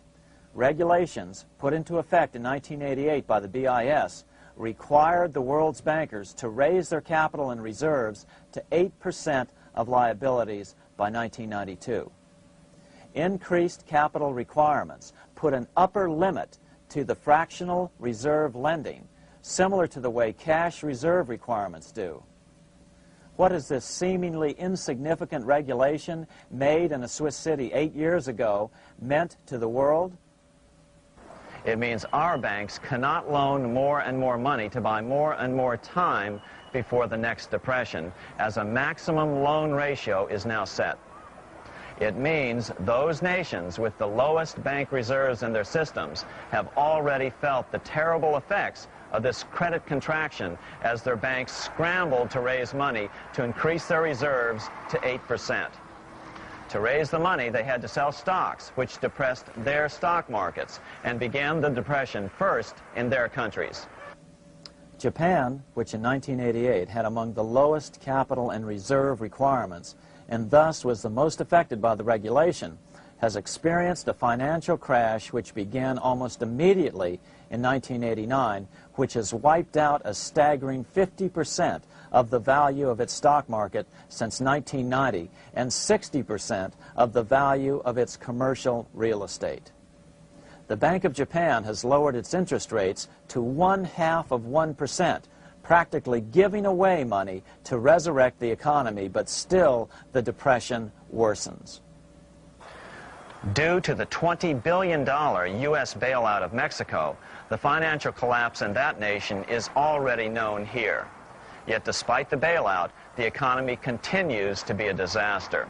One huge debt after another is rolled over as new loans are being made simply to enable Mexico to pay the interest on the old loans. In the south of Mexico, the poor have been in open revolt as every spare peso is being siphoned out of the country to make interest payments. It is important to note that a radical transfer of power is taking place as nations become subservient to a supranational world central bank controlled by a handful of the world's richest bankers. As the IMF creates more and more SDRs by the stroke of a pen on IMF ledgers, more and more nations borrow them to pay interest on their mounting debts and gradually fall under the control of the faceless bureaucrats of the World Central Bank. As the worldwide depression worsens and spreads, this will give the World Central Bank the power of economic life and death over these nations. It will decide which nations will be permitted to receive further loans and which nations will starve. Despite all the rhetoric about development and the alleviation of poverty, the result is a steady transfer of wealth from the debtor nations to the money changers' central banks which control the IMF and the World Bank. For example, in 1992, the Third World debtor nations, which borrowed from the World Bank, paid $198 million more to the central banks of the developed nations for World Bank-funded purposes than they received from the World Bank. All this increases their permanent debt in exchange for temporary relief of poverty caused by prior borrowings. Already, these repayments exceed the amount of the new loans. By 1992, Africa's external debt had reached $290 billion, 2.5 times greater than in 1980, resulting in skyrocketing infant mortality rates and unemployment, deterioration of schools, housing, and the general health of the people. The entire world faces the immeasurable suffering already destroying the Third World and now Japan, all for the benefit of the money changers. As one prominent Brazilian politician put it, "The Third World War has already started. It is a silent war, not for that reason any less sinister. The war is tearing down Brazil, Latin America, and practically all the Third World.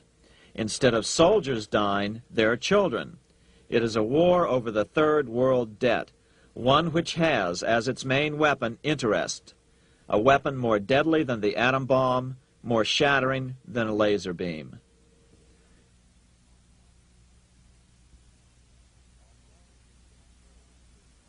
Although it would be absurd to ignore the pivotal role played by influential families such as the Rothschilds, the Warburgs, the Schiffs, the Morgans, and the Rockefellers in any review of the history of central banking and fractional banking, keep in mind, by now, central banks and the large commercial banks are up to 3 centuries old and deeply entrenched in the economic life of many nations.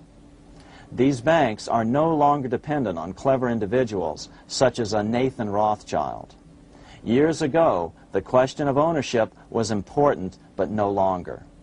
For example, both the Bank of England and the Bank of France were nationalized after World War II, and nothing changed, nothing at all. They endure and continue to grow, now protected by numerous laws, paid politicians, and mortgaged media, untouched by the changing of generations. 3 centuries have given them an aura of respectability. The old school tie is now worn by the 6th generation son, who's been raised in a system that he may never question as he is named to serve on the governing boards of countless philanthropic organizations. To focus attention today on individuals or families, or to attempt to sort out the current holders of power, serves little useful purpose and would be a distraction from the cure. The problem is far bigger than that. It is the corrupt banking system that was and is being used to consolidate vast wealth into fewer and fewer hands that is our current economic problem. Change the names of the main players now, and the problem will neither go away nor even miss a beat. Likewise, among the hordes of bureaucrats working in the World Bank, central banks, and international banks, only a tiny fraction have any idea of what's really going on. No doubt they'd be horrified to learn that their work is contributing to the terrible impoverishment and gradual enslavement of mankind to a few incredibly rich plutocrats. So really, there's no use in emphasizing the role of individuals anymore. And the problem even transcends the normal spectrum of political right and left. Both communism and socialism, as well as monopoly capitalism, have been used by the money changers. Today, they profit from either side of the new political spectrum. The big government, welfare state on the so-called left wing versus the neoconservative, laissez-faire capitalists who want big government totally out of their lives on the right wing. Either way, the bankers win. Monetary reform is the most important political issue facing this nation. That clarified, let's proceed to the conclusions in the spirit Lincoln declared, with malice towards none, with charity towards all. At the start of this video, we ask a number of troubling questions. Let's be sure we've answered them. What's going on in America today? Why are we over our heads in debt? Why can't the politicians bring debt under control? Why are we over our heads in debt? Because we're laboring under a debt money system that is designed and controlled by private bankers. Now, some will argue that the Federal Reserve System is a quasi-governmental agency. But the President appoints only 2 of the 7 members of the Federal Reserve Board of Governors every 4 years. And he appoints them to 14-year terms, far longer than his own. The Senate does confirm those appointments, but the whole truth is that the President wouldn't dare appoint anyone to that board of whom Wall Street does not approve. Of course, this does not preclude the possibility that some honorable men may be appointed to the Board of Governors. But the fact is that the Fed is specifically designed to operate independently of our government, as are nearly all other central banks. Some argue that the Fed promotes monetary stability. We saw the current head of the Bank of England, Eddie George, claim that this was the most important role of a central bank. In fact, the Fed's record of stabilizing the economy shows it to be a miserable failure in this regard. Within the first 25 years of its existence, the Fed caused 3 major economic downturns, including the Great Depression, and for the last 30 years has shepherded the American economy into a period of unprecedented inflation. Again, this is not some wild conspiracy theory. It's a well-known fact among top economists. As Nobel Prize-winning economist Milton Friedman put it, the stock of money, prices, and output was decidedly more unstable after the establishment of the Federal Reserve System than before. The most dramatic period of instability in output was, of course, the period between the 2 wars, which includes the severe monetary contractions of 1920-21, 1929-33, and 1937-38. No other 20-year period in American history contains as many as 3 such severe contractions. This evidence persuades me that at least a third of the price rise during and just after World War I is attributable to the establishment of the Federal Reserve System, and that the severity of each of the major contractions, 1920-21, 1929-33, and 1937-38, is directly attributable to acts of commission and omission by the reserve authorities. Any system which gives so much power and so much discretion to a few men so that mistakes, excusable or not, can have such far-reaching effects is a bad system. It is a bad system to believers in freedom just because it gives a few men such power without any effective check by the body politic. This is the key political argument against an independent central bank. To paraphrase Clemenceau, money is much too serious a matter to be left to the central bankers. We must learn from our history before it is too late. Why can't politicians control the federal debt? Because all our money is created out of debt. Again, it's a debt money system. Our money is created initially by the purchase of U.S. bonds. The public buys bonds like savings bonds, the banks buy bonds, foreigners buy bonds, and when the Fed wants to create more money in the system, it buys bonds, but pays for them with a simple bookkeeping entry which it creates out of nothing. Then this new money, created by the Fed, is multiplied by a factor of 10 by the banks thanks to the fractional reserve principle. So although the banks don't create currency, they do create checkbook money or deposits by making new loans.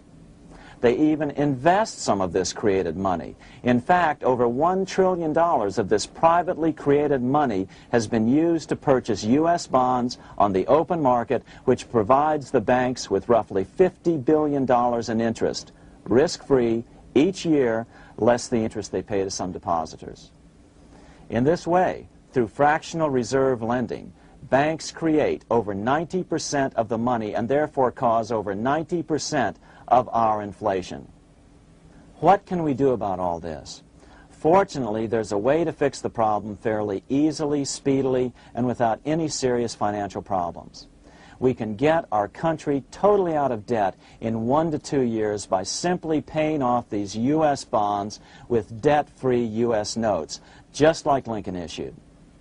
Of course, that by itself would create tremendous inflation, since our currency is presently multiplied by the fractional reserve banking system. But here's the ingenious solution, advanced in part by Milton Friedman, to keep the money supply stable and avoid inflation and deflation while the debt is retired. As the Treasury buys up its bonds on the open market with U.S. notes, the reserve requirements of your hometown local bank will be proportionally raised, so the amount of money in circulation remains constant. As those holding bonds are paid off in U.S. notes, they will deposit this money, thus making available the currency then needed by the banks to increase their reserves. Once all the U.S. bonds are replaced with U.S. notes, banks will be at 100% reserve banking instead of the fractional reserve system currently in use. From this point on, the former Fed buildings will only be needed as a central clearinghouse for checks and as vaults for U.S. notes. The Federal Reserve Act will no longer be necessary and could be repealed. Monetary power can be transferred back to the Treasury Department. There would be no further creation or contraction of money by banks. By doing it this way, our national debt can be paid off in a single year or so, and the Fed and fractional reserve banking abolished, without national bankruptcy, financial collapse, inflation or deflation, or any significant change in the way the average American goes about his business. To the average person, the primary difference would be that for the first time since the Federal Reserve Act was passed in 1913, taxes would begin to go down. Now there's a real national blessing for you, rather than for Hamilton's banker friends. Now let's take a look at these proposals in more detail. Here are the main provisions of a Monetary Reform Act which needs to be passed by Congress. We've drafted a proposed Monetary Reform Act which follows at the end of this tape. Of course, variations with the same results would be equally welcome. 1. Pay off the debt with debt-free U.S. notes. As Thomas Edison put it, if the U.S. can issue a dollar bond, it can issue a dollar bill. They both rest purely on the faith and credit of the United States government. This amounts to a simple substitution of one type of government obligation for another. One bears interest, the other doesn't. Federal Reserve notes could be used for this as well, but could not be printed after the Fed's abolished as we propose, so we suggest using U.S. notes instead. 2. Abolish fractional reserve banking. As the debt is paid off, the reserve requirements of all banks and financial institutions would be raised proportionally at the same time to absorb the new U.S. notes, which would be deposited and become the bank's increased reserves. Towards the end of the first year of the transition period, the remaining liabilities of financial institutions would be assumed or acquired by the U.S. government in a one-time operation. In other words, they too would eventually be paid off with debt-free U.S. notes in order to keep the total money supply stable. At the end of the first year or so, all of the national debt would be paid, and we could start enjoying the benefits of full reserve banking. The Fed would be obsolete, an anachronism. 3. Repeal the Federal Reserve Act of 1913 and the National Banking Act of 1864. These acts delegate the money power to a private banking monopoly. They must be repealed, and the money power handed back to the Department of Treasury, where they were initially under President Abraham Lincoln. No banker or person in any way affiliated with financial institutions should be allowed to regulate banking. After the first two reforms, these acts would serve no useful purpose anyway, since they relate to a fractional reserve banking system. 4. Withdraw the U.S. from the IMF, the BIS, and the World Bank. These institutions, like the Federal Reserve, are designed to further centralize the power of the international bankers over the world's economy, and the U.S. must withdraw from them. Their harmless functions, such as currency exchange, can be accomplished either nationally or in new organizations limited to those functions. Such a monetary reform act would guarantee that the amount of money in circulation would stay very stable, causing neither inflation nor deflation. Remember, for the last 3 decades, the Fed has doubled the American money supply every 10 years. That fact and fractional reserve banking are the real causes of inflation and the reduction in our buying power, a hidden tax. These and other taxes are the real reasons both parents now have to work just to get by. The money supply should increase slowly to keep prices stable, roughly in proportion to population growth, about 3% per year, not at the whim of a group of bankers meeting in secret. In fact, all future decisions on how much money will be in the American economy must be made based on statistics of population growth and the price level index. The new monetary regulators and the Treasury Department, perhaps called the Monetary Committee, would have absolutely no discretion in this matter except in time of declared war. This would ensure a steady, stable money growth of roughly 3% per year, resulting in stable prices and no sharp changes in the money supply. To make certain the process is completely open and honest, all deliberations would be public, not secret, as meetings of the Fed's Board of Governors are today. How do we know this will work? Because these steps remove the 2 major causes of economic instability, the Fed and fractional reserve banking, and the newest one as well, the BIS, Bank of International Settlements. But most importantly, the danger of a severe depression would be eliminated. Let's listen to Milton Friedman on the single cause of severe economic depressions. I know of no severe depression in any country or any time that was not accompanied by a sharp decline in the stock of money, and equally of no sharp decline in the stock of money that was not accompanied by a severe depression. Issuing our own currency is not a radical solution. It's been advocated by Presidents Jefferson, Madison, Jackson, Van Buren, and Lincoln. But it's been used at different times throughout Europe as well. Perhaps the best example is one of the small islands off the coast of France in the English Channel. Called Guernsey, It's been using debt-free money issues to pay for large building projects for nearly 200 years. Here we are on Guernsey, and this is the Guernsey Flower and Vegetable Market. Guernsey is one of the most successful examples of just how well a debt-free money system can work. In 1815, a committee was appointed to investigate how best to finance this new market.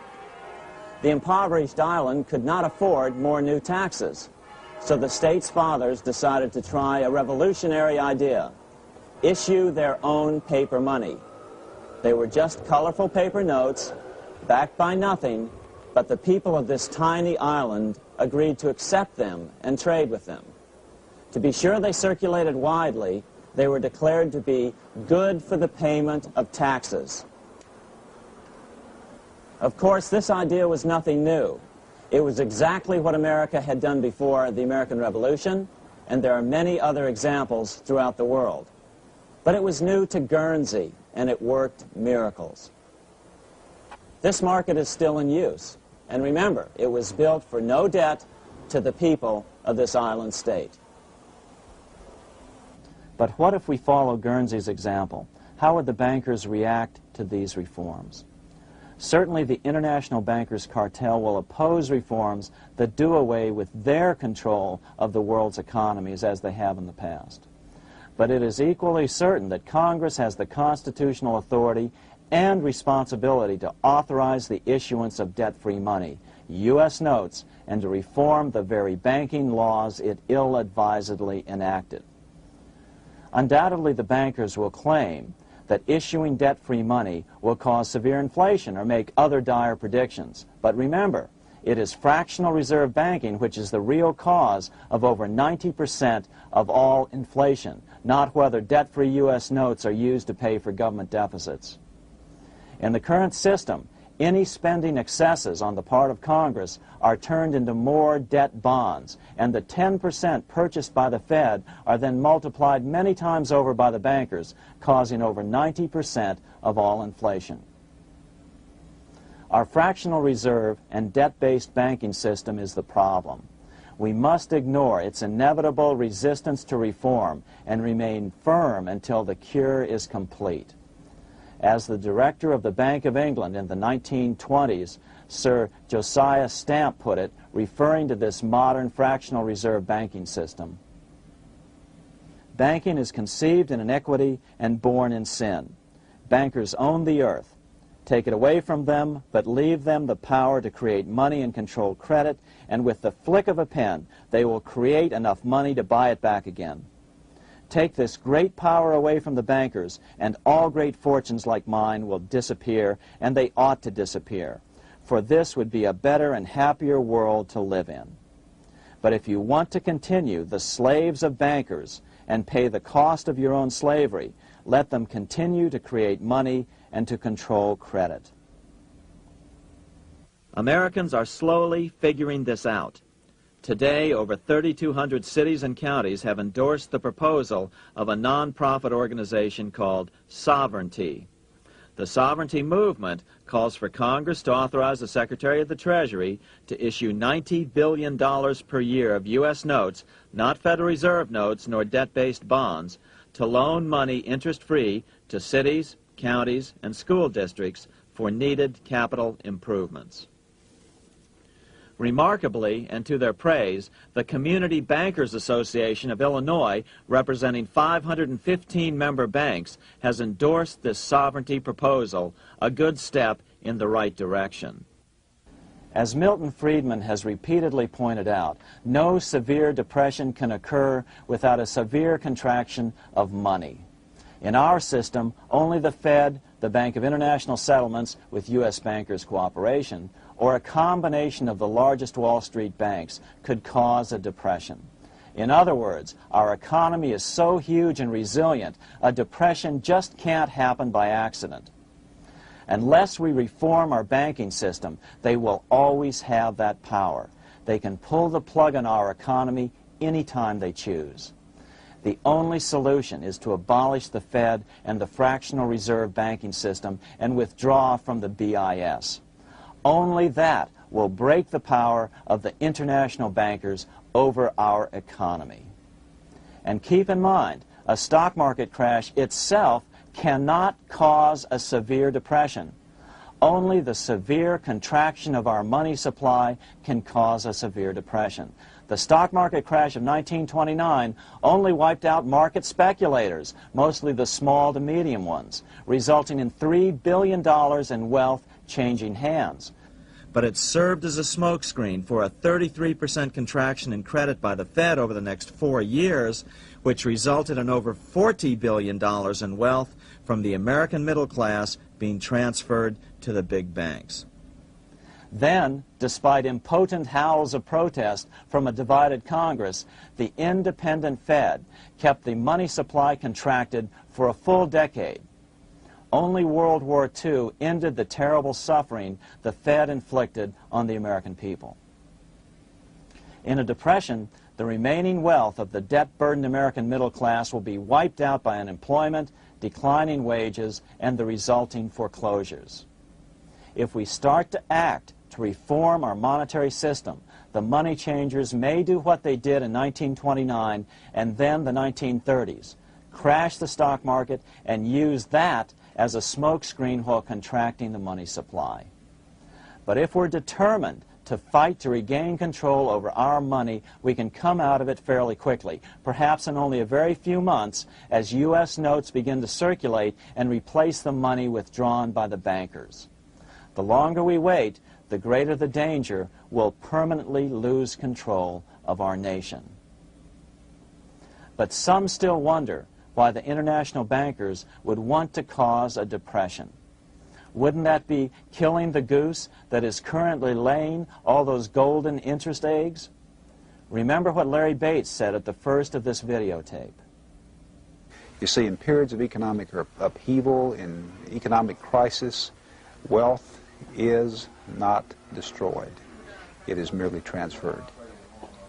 Do we have any hints as to what the money changers have in store for us? Here's what David Rockefeller, the chairman of Chase Manhattan Bank, the largest Wall Street bank, had to say. We are on the verge of a global transformation. All we need is the right major crisis and the nation will accept the New World Order.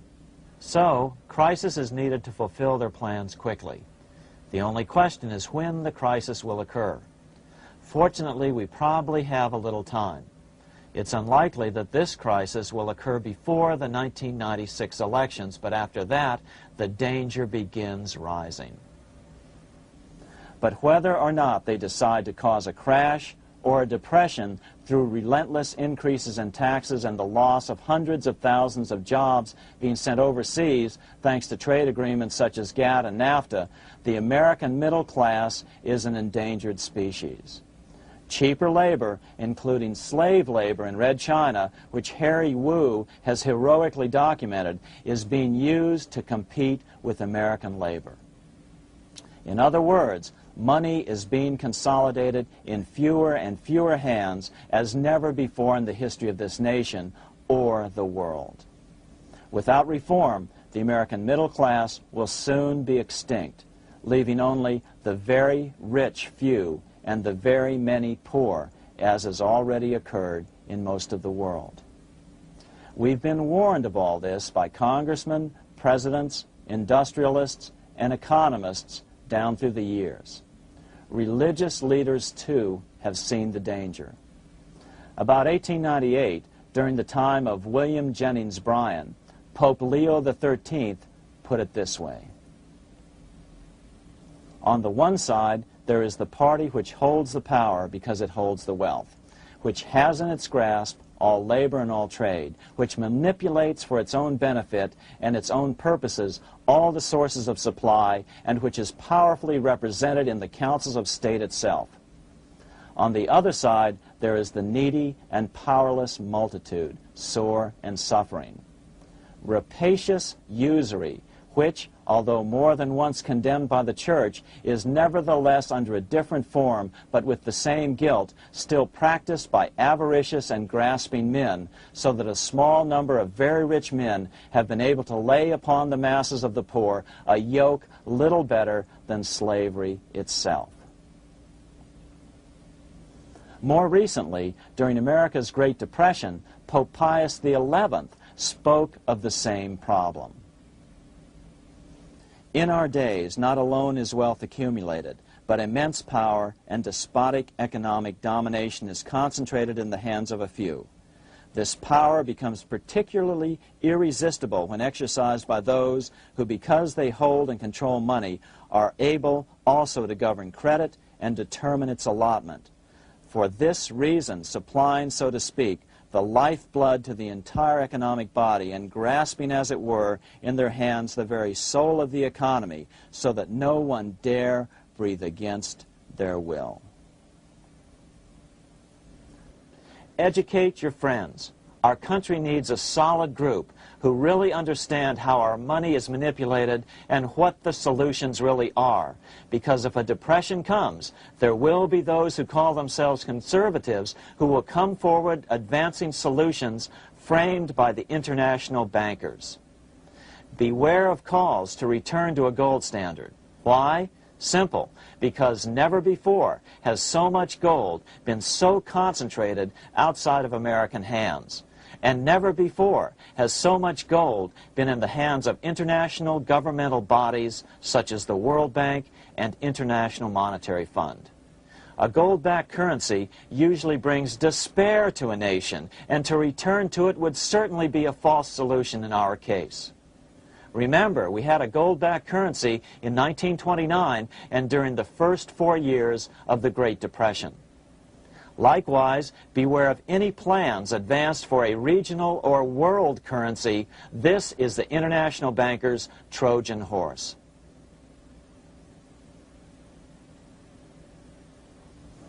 Educate your member of Congress. It only takes a few persuasive members to make the others pay attention. Most congressmen just don't understand the system. Some understand it, but are so influenced by bank-packed contributions that they ignore it, not realizing the gravity of their neglect.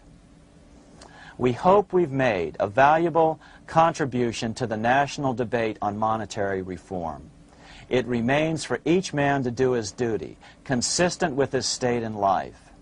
May God give us the light to help reform our nation and ourselves. We say ourselves because ultimately vast multitudes of men are going to be driven more and more to desperation by the accumulation of the world's wealth in fewer and fewer hands.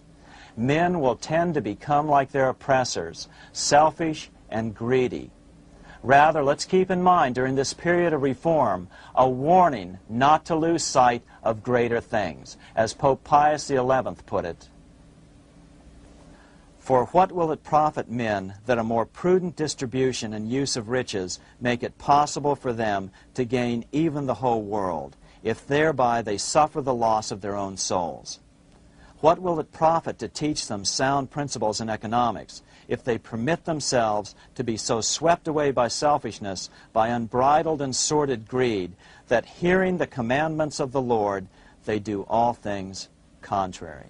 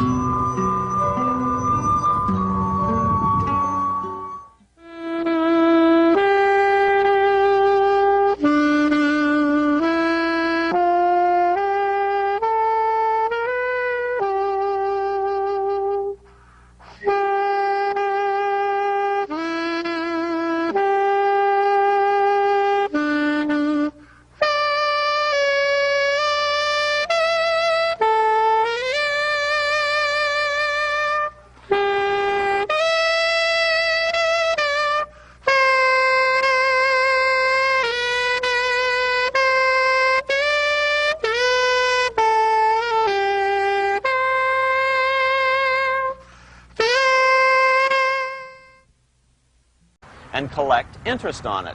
This was the birth of fractional reserve banking.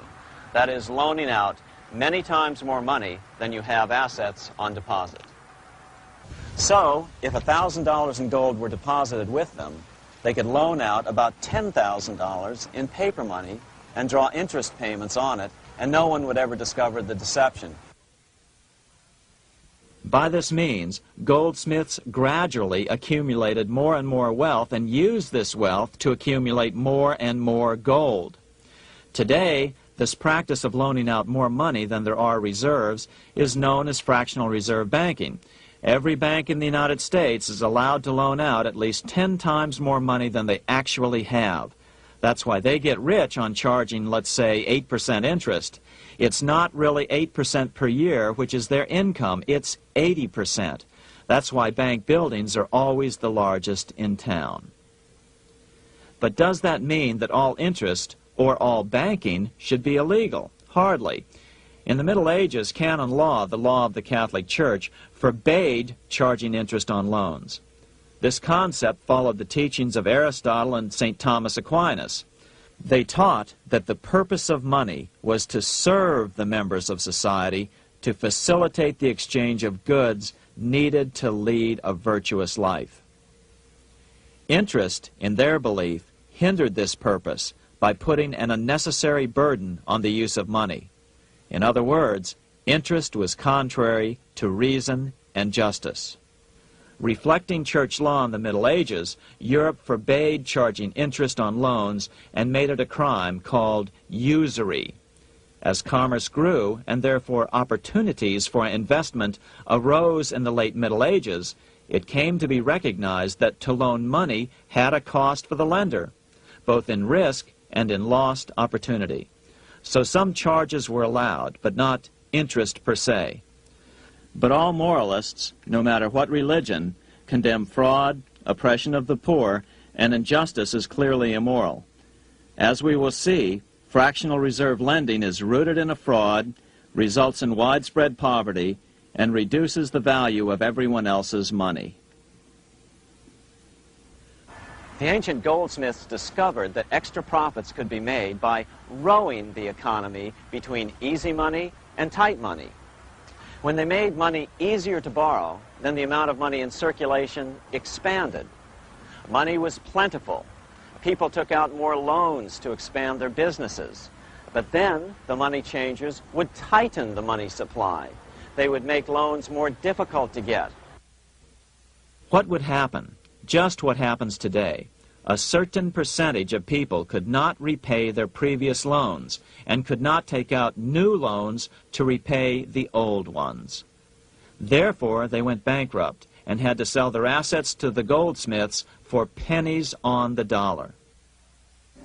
The same thing is still going on today. Only today, we call this rowing of the economy up and down the business cycle. Like Julius Caesar, King Henry I of England finally resolved to take the money power away from the goldsmiths about 1100 A.D. Henry could have used anything as money, seashells, feathers, or even yak dung, as is often done in remote Tibetan provinces. But he invented one of the most unusual money systems in history. It was called the tally stick system. Here I have one of the few surviving examples of this form of British money, which lasted 726 years until 1826, a tally stick. The tally system was adopted to avoid the monetary manipulation of the goldsmiths. Tally sticks were money fabricated out of sticks of polished wood. Notches were cut along one edge of the stick to indicate the denominations. Then the stick was split lengthwise through the notches so that both pieces still had a record of the notches. The king kept one half to protect against counterfeiting. Then he would spend the other half into the economy and they would circulate as money. This particular tally stick is huge. It represented 25,000 pounds. One of the original stockholders in the Bank of England purchased his original shares with this stick. In other words, he bought vultures who control it. Senator Barry Goldwater was a frequent critic of the Fed. Most Americans have no real understanding of the operation of the international moneylenders. The accounts of the Federal Reserve System have never been audited. It operates outside the control of Congress and manipulates the credit of the United States. The Federal Reserve really, even though it is not part of the federal government, it is more powerful than the federal government. It's more powerful than the President, the Congress, and the courts. Now, a lot of people challenge me on that, but let me prove my case. The Federal Reserve determines what the average person's car payment is going to be, what their house payment is going to be, and whether they have a job or not. And I submit to you that that's total control. And the Federal Reserve is the largest single creditor of the United States government. What does Proverbs tell us? The borrower is servant to the lender. What one has to understand is that from the day the Constitution was adopted right up to today, the folks who profit from privately owned central banks, as Madison called them, the money changers, have fought a running battle for control over who gets to print America's money. Why is who prints the money so important? Think of money as just another commodity. If you have a monopoly on a commodity that everyone needs, everyone wants, and nobody has enough of, there are lots of ways to make a profit, and also exert tremendous political influence. That's what this battle is all about. Throughout the history of the United States, the money power has gone back and forth between Congress and some sort of privately owned central bank. The Founding Fathers knew the evils of a privately owned central bank. First of all, they had seen how the privately owned British central bank, the Bank of England, had run up the British national debt to such an extent that Parliament had been forced to place unfair taxes on the American colonies. In fact, as we'll see later, Ben Franklin claimed that this was the real cause of the American Revolution. Most of the Founding Fathers realized the potential dangers of banking and feared bankers' accumulation of wealth and power. Jefferson put it this way: I sincerely believe that banking institutions are more dangerous to our liberties than standing armies. The issuing power should be taken from the banks and restored to the people to whom it properly belongs. That succinct statement of Jefferson is, in fact, the solution to all our economic problems today. It bears repeating. The issuing power should be taken from the banks and restored to the people to whom it properly belongs. James Madison, the main author of the Constitution, agreed. Interestingly, he called those behind the central bank scheme money changers. Madison strongly criticized their actions. History records that the money changers have used every form of abuse, intrigue, deceit, and violent means possible to maintain their control over governments by controlling money and its issuance. The battle over who gets to issue our money has been the pivotal issue throughout the history of the United States. Wars are fought over it, depressions are caused to acquire it. Yet after World War I, this battle was rarely mentioned in newspapers or history books. Why?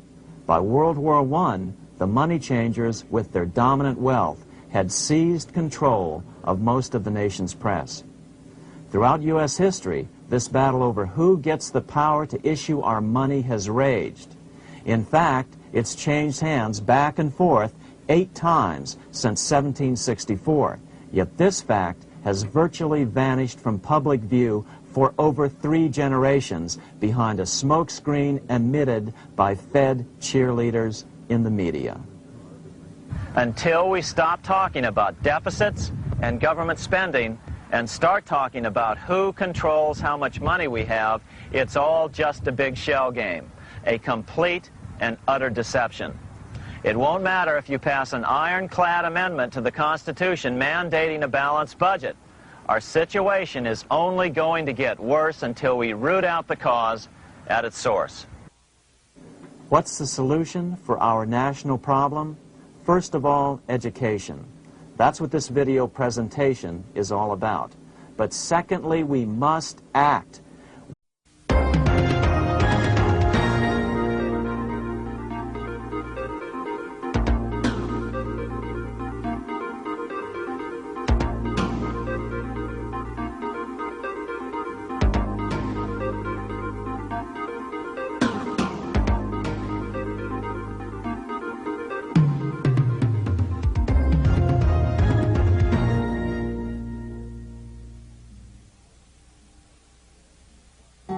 What's going on in America today? Why are we over our heads in debt? Why can't the politicians bring debt under control? Why are so many people, often both parents now, working at low-paying, dead-end jobs and still making do with less? What's the future of the American economy and way of life? Why does the government tell us inflation is low when the buying power of our paychecks is declining at an alarming rate?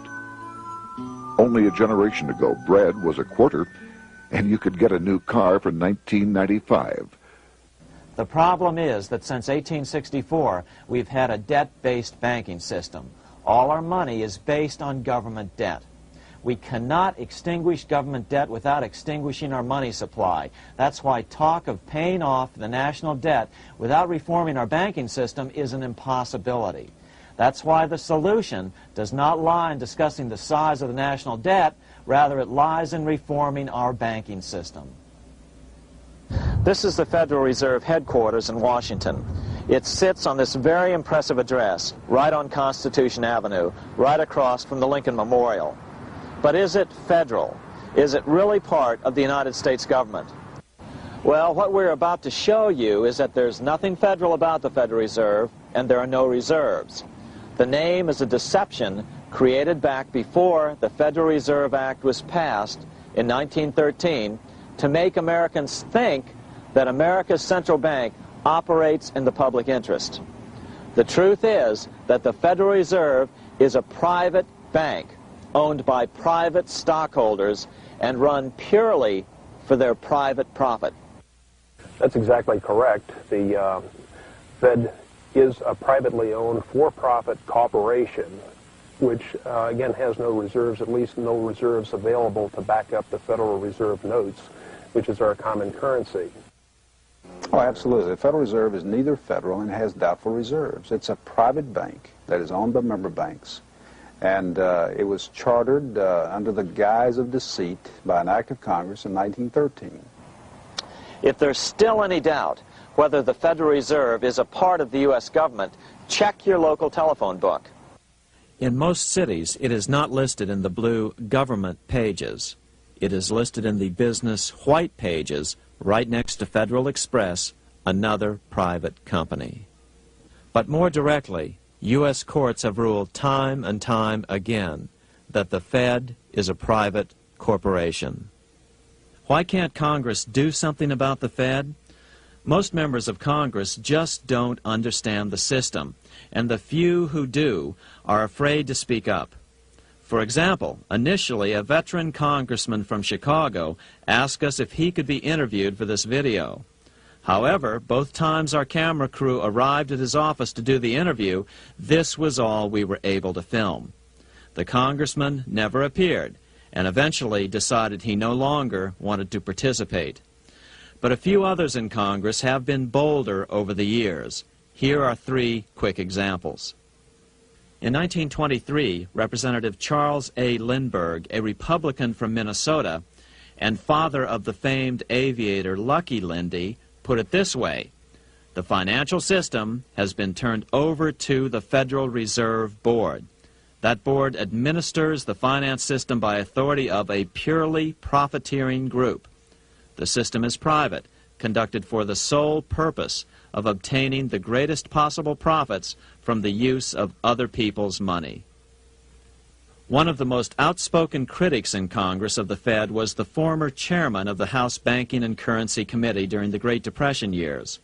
Lewis T. McFadden, Republican of Pennsylvania, said in 1932, "We have in this country one of the most corrupt institutions the world has ever known. I refer to the Federal Reserve Board. This evil institution has impoverished the people of the United States and has practically bankrupted our government.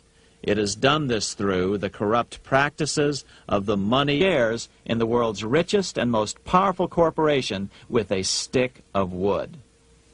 It's ironic that after its formation in 1694, the Bank of England attacked the tally stick system because it was money outside the power of the money changers, just as King Henry had wanted it to be.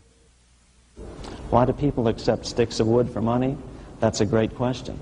Throughout history, people traded anything they thought had value and used as money. You see, the secret is that money is only what people agree on to use as money. What's our paper money today? It's really just paper. But here's the trick.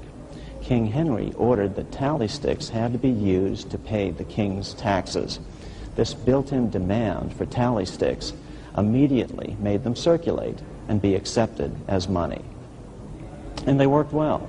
In fact, no other form of money has worked so well for so long as tally sticks.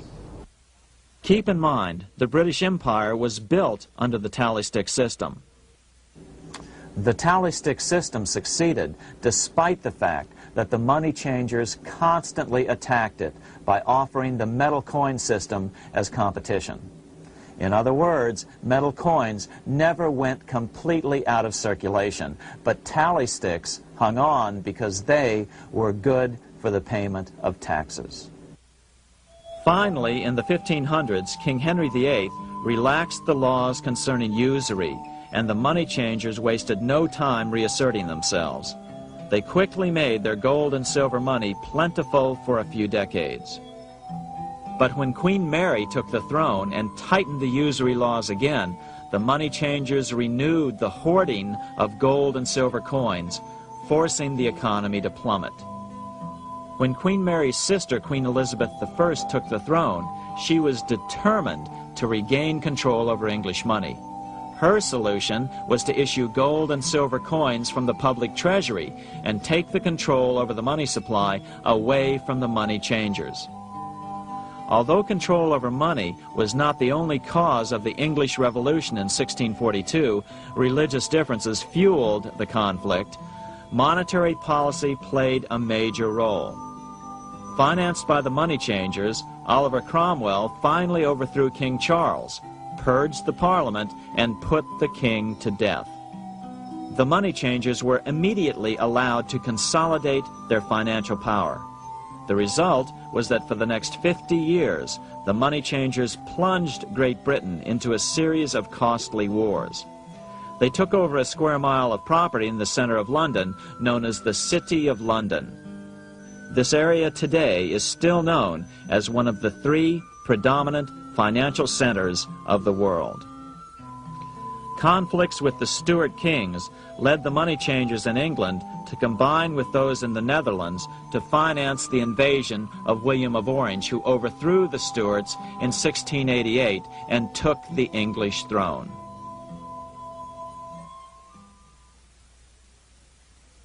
By the end of the 1600s, England was in financial ruin. 50 years of more or less continuous wars with France and Holland had exhausted her. Frantic government officials met with the money changers to beg for the loans necessary to pursue their political purposes. The price was high: a government-sanctioned, privately owned bank which could issue money created out of nothing. It was to be the modern world's first privately owned central bank, the Bank of England. Although it was deceptively called the Bank of England to make the general population think it was part of the government, it was not. Like any other private corporation, the Bank of England sold shares to get started. The investors, whose names were never revealed, were supposed to put up £1.25 million British pounds in gold coin to buy their shares in the bank, but only £750,000 was ever received. Despite that, the bank was duly chartered in 1694 and started out in the business of loaning out several times the money it supposedly had in reserves, all at interest. In exchange, the new bank would loan British politicians as much of the new currency as they wanted, as long as they secured the debt by direct taxation of the British people. So, legalization of the Bank of England amounted to nothing less than legal counterfeiting of a national currency. We must take back the power to issue our own money. Issuing our own money is not a radical solution. I want to stress that. It's the same solution used at different points in U.S. history by men like Benjamin Franklin, Thomas Jefferson, Andrew Jackson, Martin Van Buren, and Abraham Lincoln. So, to sum it up, in 1913, Congress gave an independent central bank, deceptively named the Federal Reserve, a monopoly over issuing America's money. And the debt generated by this quasi-private corporation is what is killing the American economy. Though the Federal Reserve is now the most powerful central bank in the world, it was not the first. So where did this idea come from? To really understand the magnitude of the problem, we have to travel back to Europe. Just who are these money changers James Madison spoke of? In the Bible, 2,000 years ago, Jesus drove the money changers from the temple. It was the only time Jesus used force during his ministry. What were money changers doing in the temple? When Jews came to Jerusalem to pay their temple tax, they could only pay it with a special coin, the half shekel of the sanctuary. This was a half ounce of pure silver about this size. It was the only coin around at that time which was pure silver and of assured weight without the image of a pagan emperor. Therefore, to Jews, the half shekel was the only coin acceptable to God. But these coins were not plentiful. The money changers had cornered the market on them. Then they raised the price, just like any other commodity, to whatever the market would bear. In other words, money changers were making exorbitant profits because they held a virtual monopoly on money. The Jews had to pay whatever they demanded. To Jesus, this totally violated the sanctity of God's house.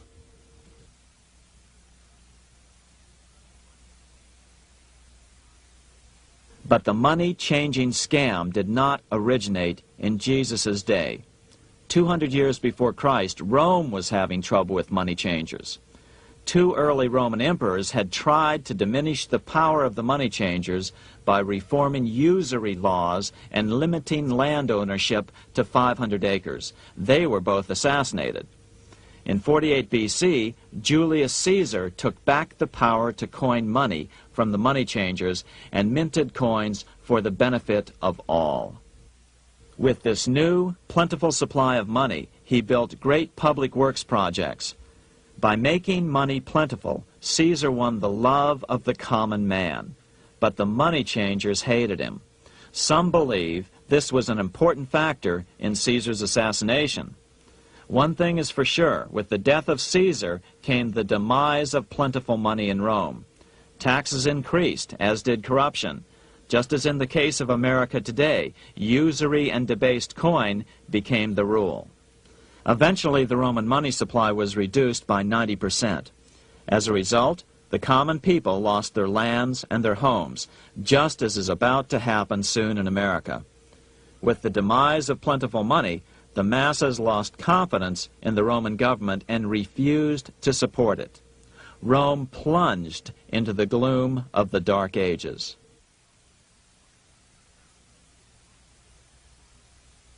A 1,000 years after the death of Christ, money changers, those who loan out and manipulate the quantity of money, were active in medieval England. In fact, they were so active that acting together, they could manipulate the entire English economy. These were not bankers per se. The money changers generally were the goldsmiths. They were the first bankers because they started keeping other people's gold for safekeeping in their vaults. The first paper money was merely a receipt for gold left at the goldsmith. Paper money caught on because it was more convenient than carrying around a lot of heavy gold and silver coins. Eventually, goldsmiths noticed that only a small fraction of the depositors ever came in and demanded their gold at any one time. Goldsmiths started cheating on the system. They discovered that they could print more money than they had gold, and usually no one would be the wiser. Then they could loan out this extra money